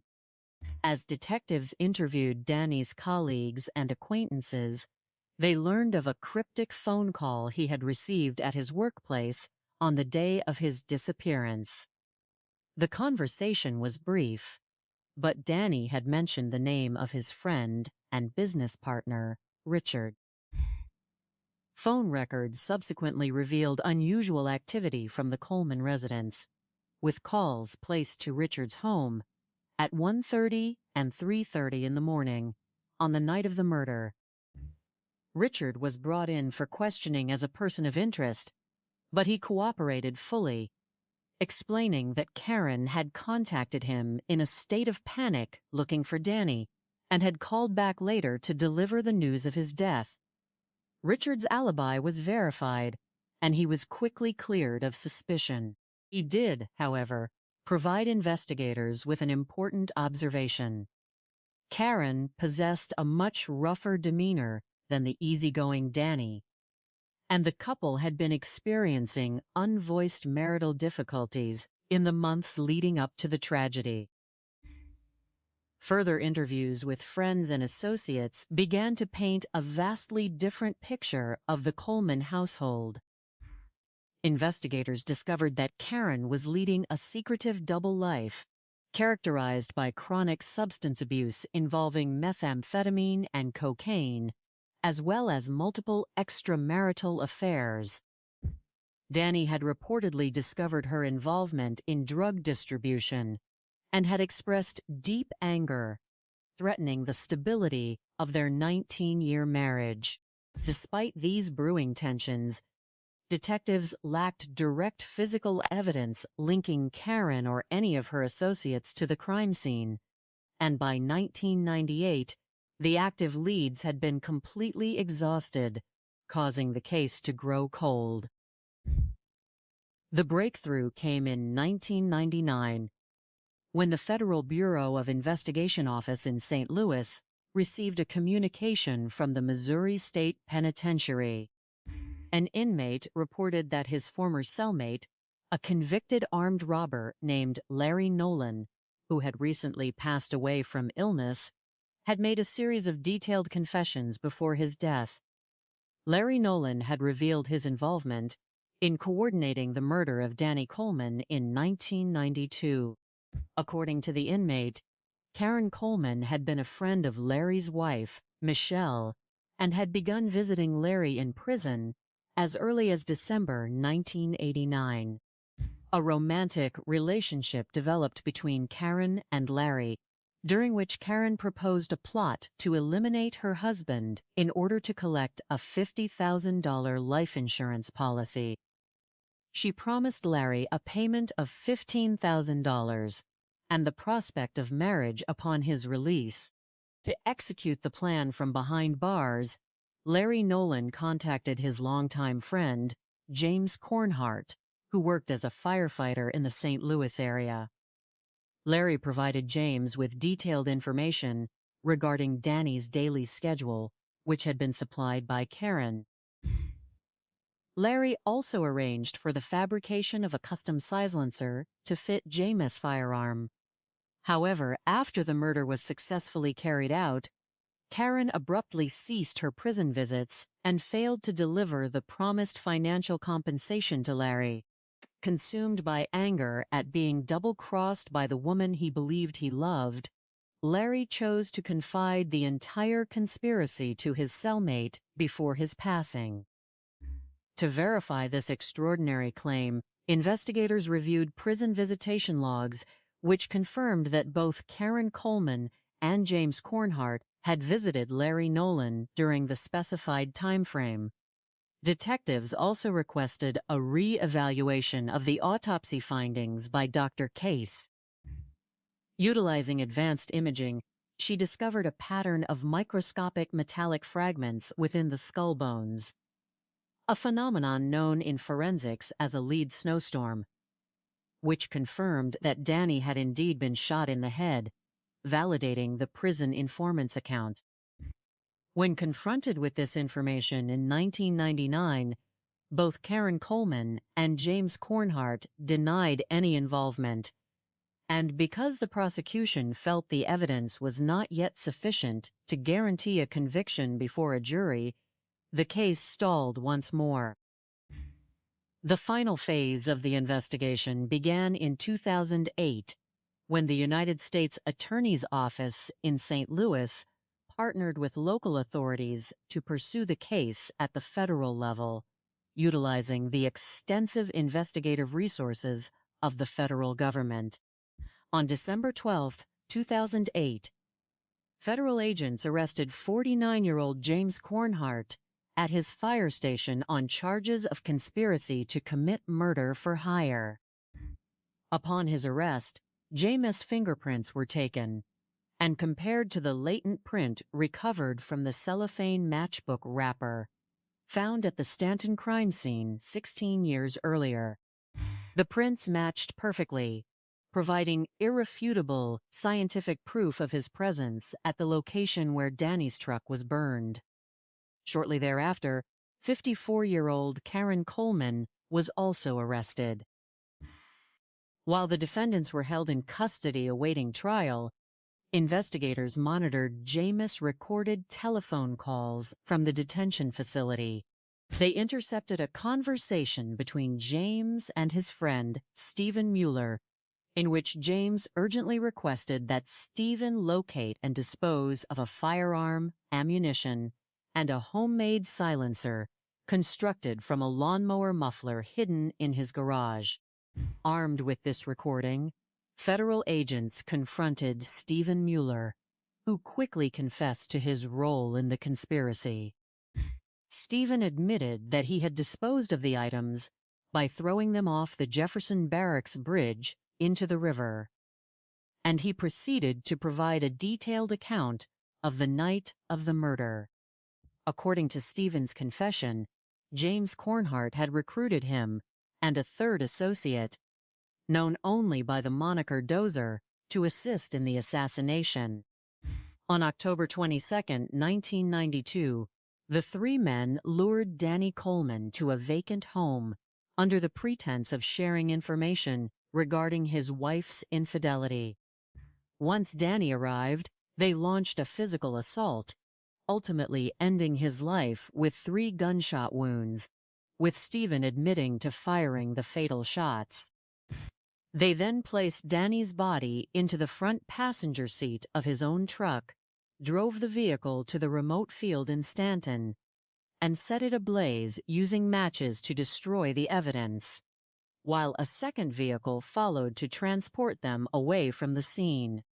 Confronted with the overwhelming evidence, including the fingerprint match and Stephen's detailed confession, Karen Coleman chose to plead guilty to conspiracy and murder for hire in exchange for a 20-year prison sentence, agreeing to testify against her co-conspirators. During the joint federal trial in June 2010, the prosecution presented a seamless case incorporating the fingerprint evidence, the recorded jailhouse phone calls, the forensic ballistics analysis, and the testimonies of both Karen and Stephen. On June 14, 2010, the jury found James Kornhart and Stephen Mueller guilty, and both were sentenced to life imprisonment without the possibility of parole. Although the mysterious third accomplice, Dozer, remains unidentified, and at large, the conviction of the primary conspirators brought a profound sense of justice and closure to Joby and the many friends who cherished the memory of Danny Coleman, ensuring that a cold-blooded plot hatched in the shadows was ultimately brought to light by the persistent march of truth.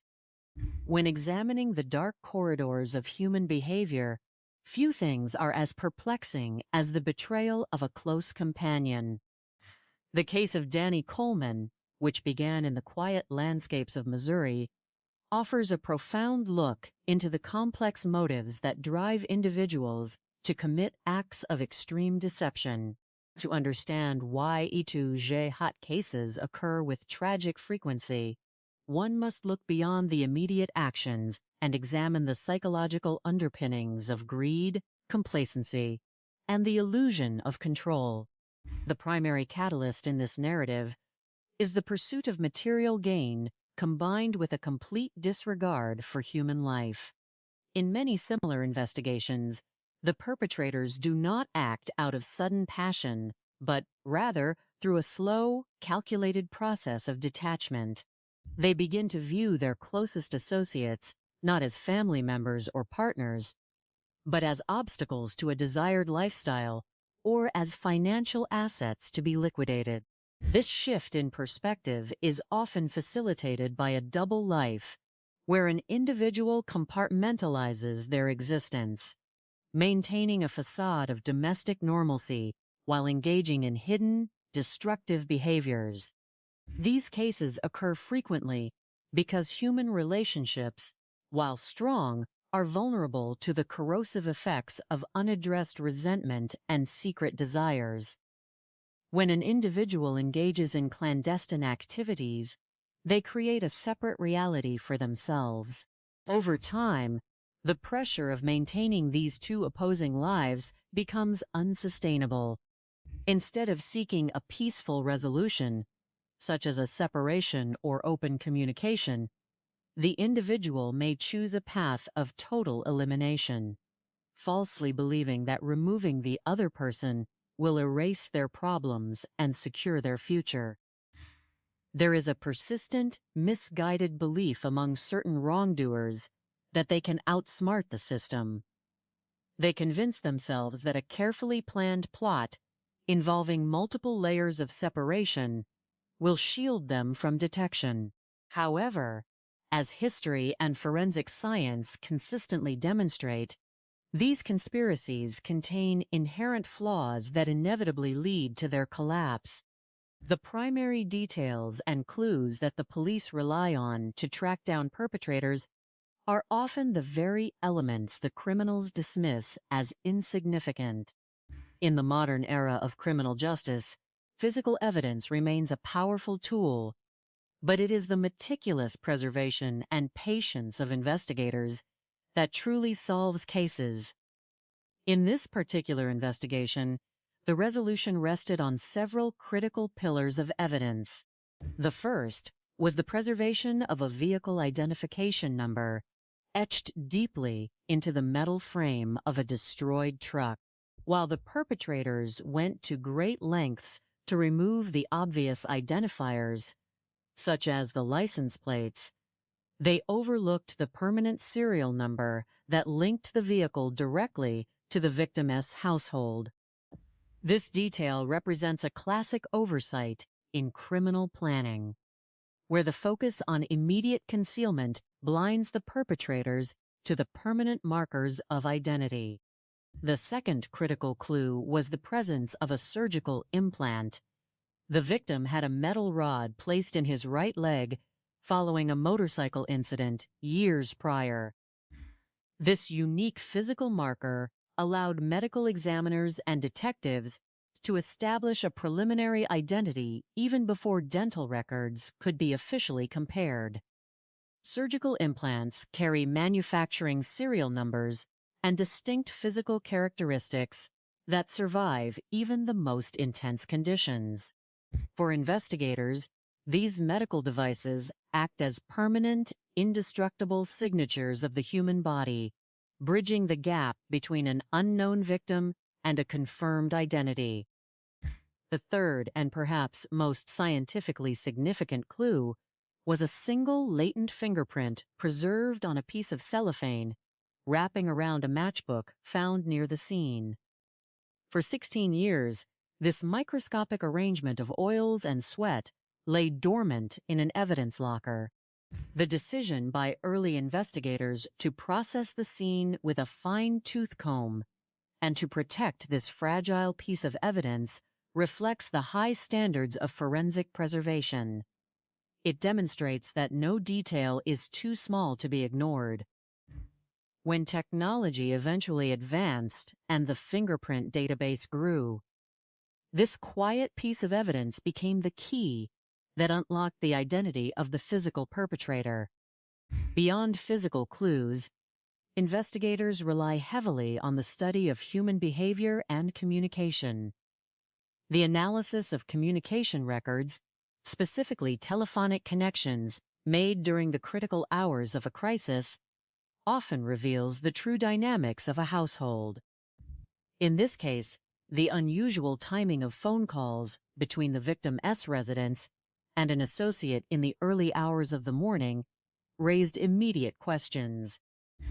While the recipient of those calls was eventually cleared of any wrongdoing, the records themselves highlighted a web of communication that did not align with the narrative of a peaceful, undisturbed night. Investigators look for anomalies in behavior, such as a sudden departure from routine or an unusual calmness in the face of tragedy. The contrast between the genuine grief of a close friend and the controlled, defensive demeanor of others often guides detectives toward the true focus of their inquiry. The sophistication of the criminals in this narrative presents a striking contrast between elaborate planning and remarkable carelessness. The plot involved multiple conspirators, a manufactured sound-suppressing device, a remote location, and the use of fire to eliminate physical evidence. From the perspective of the perpetrators, they had constructed an impenetrable barrier of separation. The instigator did not personally commit the act, relying instead on a middleman who was incarcerated, who in turn recruited a primary operative, who then brought in additional associates. This multi-layered conspiracy was designed to ensure that no single thread could be traced back to the origin. However, this supposed sophistication was undone by fundamental human flaws and logistical oversights. The decision to remove the license plates while leaving the vehicle identification number untouched is a prime example of superficial planning. More importantly, the entire conspiracy was built on the fragile foundation of financial promises that were never intended to be kept. The instigator's failure to distribute the promised funds to the incarcerated middleman created a deep well of resentment. In the criminal world, alliances are temporary and highly transactional. When the financial incentive is removed, the bond of secrecy quickly dissolves. The deathbed confession of the intermediary, driven by the bitterness of being double-crossed and a misplaced sense of affection, demonstrates that the greatest vulnerability of any conspiracy is the lack of genuine loyalty among its participants. The perpetrators believed they had crafted a perfect plan, but they failed to account for the enduring nature of truth and the inevitable breakdown of trust among thieves. From this tragic sequence of events, several profound life lessons can be drawn to prevent similar occurrences in the community. The first lesson is the importance of absolute transparency and integrity within personal relationships. A marriage or partnership cannot survive in an environment of secrecy, unresolved conflict, and hidden lifestyles. When individuals begin to lead double lives, they place themselves and those around them on a dangerous path. The community must encourage open communication and provide resources for individuals seeking to exit difficult relationships safely and honorably. Divorcing a partner or seeking counseling may be challenging, but it is the only ethical and safe way to address marital breakdown. The second lesson is the destructive nature of unchecked greed and the illusion of easy wealth. The promise of a life insurance payout of $50,000 was the catalyst for a chain of decisions that destroyed multiple lives, including those of the perpetrators, who are now serving life sentences. Wealth acquired through deception and harm is a mirage that brings only ruin. Society must continue to emphasize the value of honest labor, contentment, and the sacred value of human life over material gain. The third lesson is the power of community vigilance and the necessity of supporting law enforcement efforts. The initial discovery of the incident was made by a passing motorist who took the time to investigate an unusual sight and immediately contacted authorities. This simple act of civic responsibility ensured that emergency services arrived quickly, preserving what little evidence remained. Communities are safer when citizens remain observant, look out for one another, and do not hesitate to report suspicious activities to the proper authorities.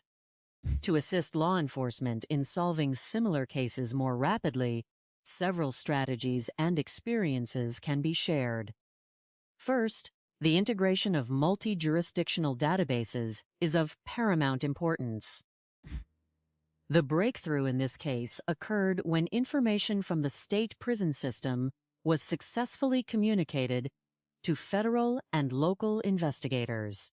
Correctional facilities are often hubs of information, as incarcerated individuals frequently discuss past activities or share confidences with cellmates. Establishing formal, streamlined channels of communication between prison intelligence units and active homicide detectives can lead to the resolution of cold cases much faster. Second, the meticulous preservation of cold case files and physical evidence must be prioritized. Police departments should ensure that evidence lockers are maintained under optimal conditions so that biological and latent print evidence does not degrade over decades. As science advances, old evidence can be re-examined with new techniques, such as advanced genetic genealogy and high-sensitivity database searches. A case should never be considered truly closed as long as physical evidence remains preserved. Third, the utilization of federal resources and the collaborative efforts of joint task forces can provide the necessary manpower and legal tools to prosecute complex conspiracies. When local agencies find their resources stretched thin, partnering with federal authorities, such as the Federal Bureau of Investigation and the United States Attorney's Office, allows for a wider reach, including the ability to monitor and record communications within correctional facilities legally. This cooperation often provides the definitive evidence needed to secure convictions. Let us now reconstruct the narrative of this investigation in full, examining the events as they unfolded from the quiet autumn of 1992 to the final courtroom determinations in 2010. The story begins in the rural landscapes of Franklin County, Missouri, a region characterized by its rolling farmland, quiet woods, and close-knit communities. Nestled along Interstate 44, between the Lake of the Ozarks and the bustling city of St. Louis, the small community of Stanton offered a peaceful existence for its residents. It was a place where people knew their neighbors and the passage of time was marked by the changing seasons rather than the dramatic events of the city. On the night of October 22, 1992, this peace was shattered. Shortly after 9 o'clock, in the evening, a motorist traveling along the North Surs Road noticed an unusual glow in the distance. The light was flickering against the dark backdrop of the woods. Driven by curiosity and a sense of concern, the gentleman stopped his vehicle and walked toward the light. He made his way through a small patch of woods and emerged into an open field, where he was met with the sight of a vehicle completely engulfed in flames. Recognizing the immediate danger, he sought out a public telephone to contact the local fire department. Firefighters arrived on the scene within minutes, their sirens echoing through the quiet night. They quickly began to douse the intense flames that had reduced the truck to a mere skeletal frame. As the fire died down, they made a discovery that transformed a routine vehicle fire into a serious criminal investigation. Inside the passenger compartment on the front seat lay the badly burned remains of an individual. The destruction was extensive, leaving only skeletal fragments, dental structures, and a few metallic personal items. The firefighters immediately contacted the Franklin County Sheriff's Department. By 9:40 that evening, detectives were dispatched to the remote field. The scene was challenging. The vehicle was entirely gutted, leaving no paint, no upholstery, and no obvious paperwork to identify the owner. The intense heat had destroyed almost all traditional physical evidence. However, the investigators began their work systematically, starting from the interior of the vehicle and moving outward. Among the ashes, detectives discovered several personal items that had survived the heat. They found a gold chain, a ring, a watch, and a distinctive metal belt buckle bearing the emblem of a well-known hunting organization, Ducks Unlimited. These items, though damaged, retained enough of their unique characteristics to serve as potential identifiers. More importantly, as the medical team examined the skeletal remains, they observed a significant medical clue: a metal rod implanted in the right leg of the victim. This surgical pin indicated that the individual had suffered a severe leg injury in the past, a detail that would prove crucial in the hours to come. As the detectives walked around the exterior of the truck, they noted a highly suspicious detail. The license plates had been deliberately removed from the front and back of the vehicle. This action suggested an intentional effort to delay the identification of the truck and the victim. However, the individual responsible for this act had overlooked a critical element: the vehicle identification number stamped directly into the metal frame of the chassis. Using this number, dispatchers were able to run a query through the state database, which returned a registration for Karen and Danny Coleman, residing at an address in St. Louis, approximately a 45-minute drive from the scene. At approximately 2:30 in the morning, on October 23, 1992, investigators arrived at the St. Louis residence. They were met by Karen Coleman and her 18-year-old son, Joby. When questioned about the whereabouts of Danny Coleman, the family expressed growing concern.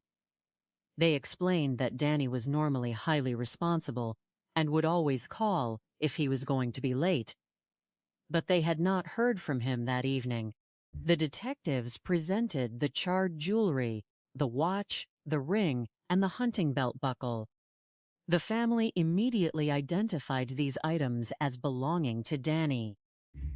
When the investigators mentioned the metal rod in the right leg, Joby confirmed that his father had been in a major motorcycle accident years earlier, which had required the placement of a surgical pin in his leg. This confirmation brought a somber clarity to the investigation. Danny Coleman was a man highly regarded by those who knew him, an Army veteran whose service was cut short by the motorcycle accident in Germany. In 1971, Danny had returned to St. Louis with a permanent limp but an undiminished spirit. He was known for his kind disposition, his devotion to his family, and his passion for the outdoors. He volunteered his time to teach children firearm safety and worked diligently as a mechanical engineer for a company called Multiplex, which manufactured beverage dispensing equipment for major restaurant chains. In the late 1980s, Danny had also established a successful side business, specializing in non-slip ceramic flooring, partnering with his close friend, Richard. Danny's journey had begun years earlier when, while recovering from his motorcycle injury at the military hospital in Fort Leonard Wood, Missouri, he was introduced to Karen through a cousin. The two shared a love for outdoor activities, such as hunting and fishing, and were married in 1973. A year later, their son Joby was born. To the outside world, the Colemans appeared to be a standard, hard-working family. Danny's income was stable, and Karen worked various secretarial and administrative positions, eventually settling at a local printing company. As the investigation into the tragedy began, detectives questioned Karen extensively about Danny's life, his business dealings, and any potential adversaries. Karen painted a picture of a harmonious marriage, describing her husband as a loving partner and asserting that they had no enemies or major conflicts. Joby also confirmed that his relationship with his father was strong. With no immediate indicators of family discord, detectives turned their attention to the forensic findings. On October 23, 1992, an autopsy was performed by Dr. Mary Case, a respected medical examiner. Utilizing dental records, she officially confirmed that the remains were indeed those of Danny Coleman. More importantly, the autopsy revealed that Danny had suffered significant blunt force trauma to the skull before the vehicle was set on fire. The damage was consistent, VKEP, Hath being struck by a heavy instrument, such as a baseball bat. The case was officially classified as a homicide, prompting a full-scale investigation by the Major Case Squad. In the days following the discovery, investigators returned to the field in Stanton to search for additional evidence in the daylight. They recovered a matchbook and a cellophane wrapper nearby, which they believed had been used to ignite the fire. These items were sent to the crime laboratory for processing. Technicians successfully developed a latent fingerprint from the cellophane wrapper. Although the print was entered into the state database, no match was found at the time, and the evidence was carefully secured in an evidence locker. Detectives also interviewed Danny's co-workers at Multiplex. One colleague recalled that on the day before the discovery, Danny had received a cryptic phone call at work and had departed earlier than usual. The colleague mentioned that Danny had referred to a friend named Rich during the conversation. Investigators obtained phone records for the Coleman household and discovered multiple calls between the residents and Danny's business partner, Richard, including 2 calls made in the early hours of the morning following the murder. Richard was brought in for questioning as a person of interest. He was cooperative and explained that he and Danny were close friends who worked together on flooring projects. When asked about the late-night phone calls, Richard explained that Karen had called him in a state of panic, asking if he knew where Danny was. He had advised her to contact the police.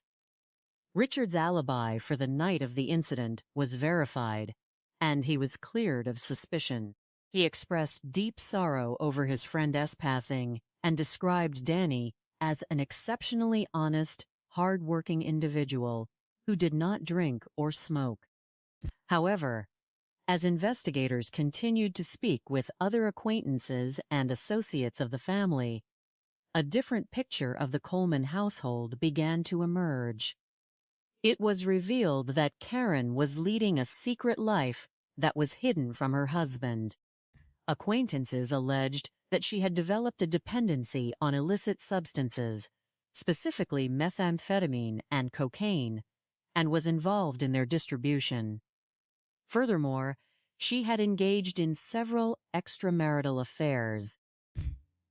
Friends noted that Danny had recently discovered some of these activities and had expressed strong disapproval, leading to significant tension in the marriage. Despite these revelations, investigators were unable to establish a direct, physical link between Karen or any of her associates and the crime scene in 1992.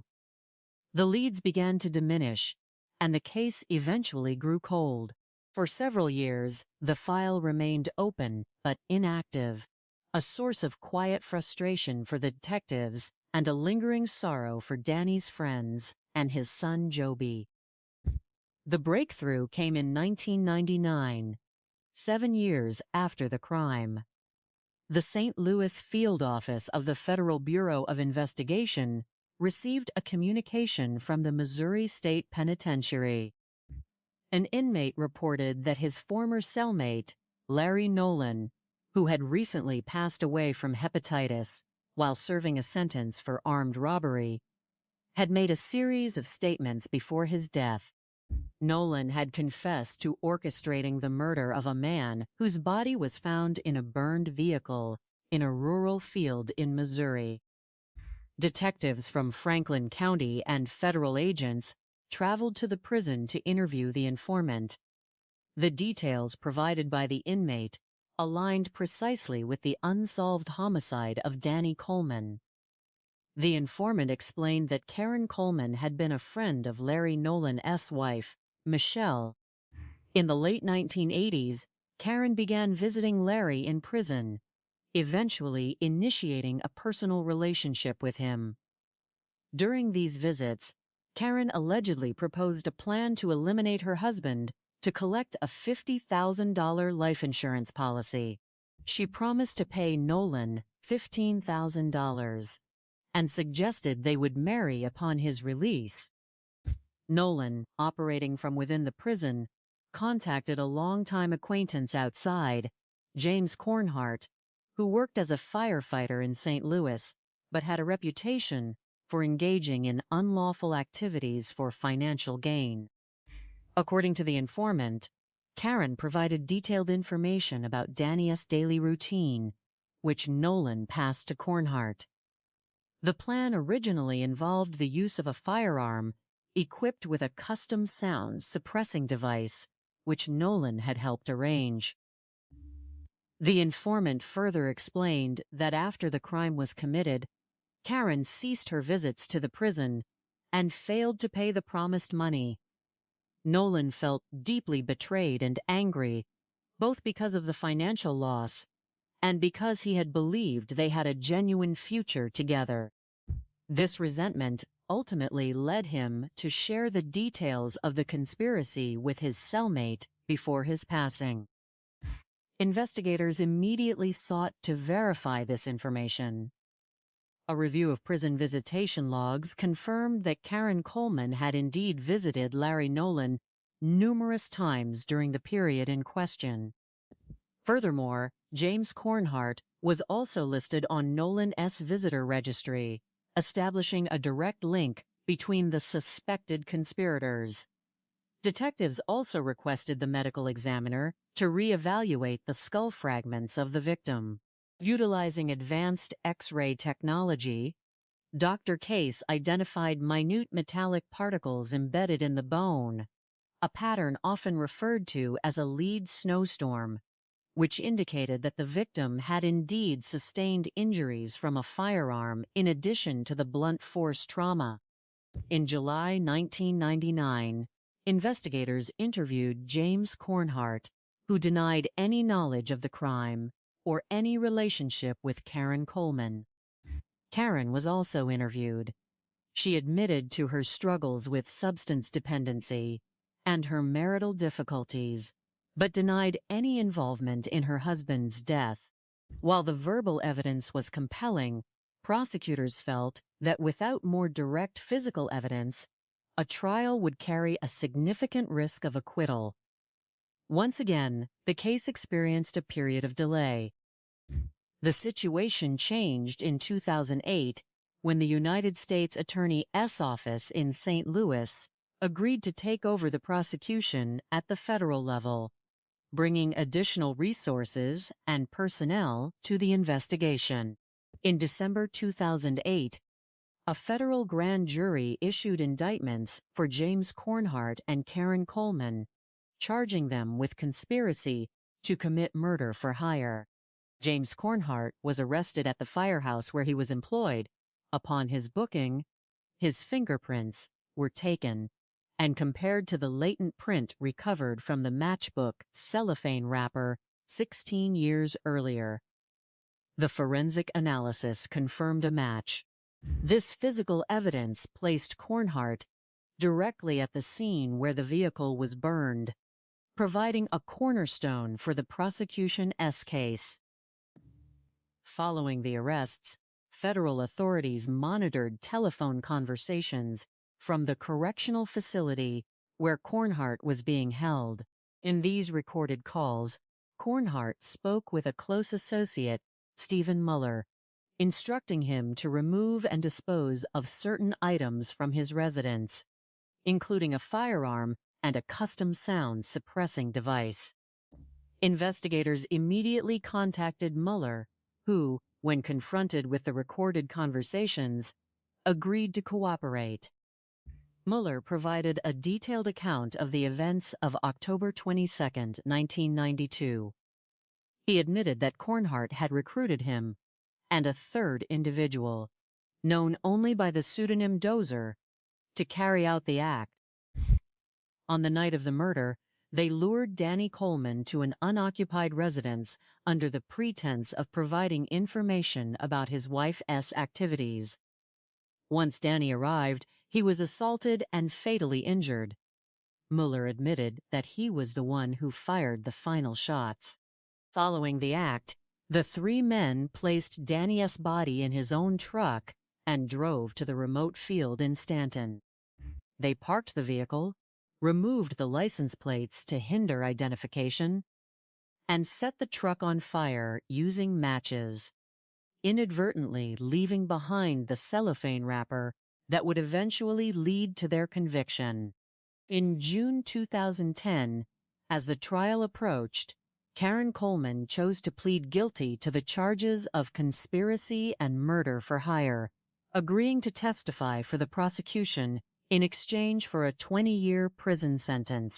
She expressed remorse for her actions, attributing her decisions during that period to the influence of illicit substances. Her son, Joby, supported the prosecution, but chose not to attend the portion of the trial involving his mother's testimony. The joint trial of James Cornhart and Stephen Muller commenced in June 2010. The prosecution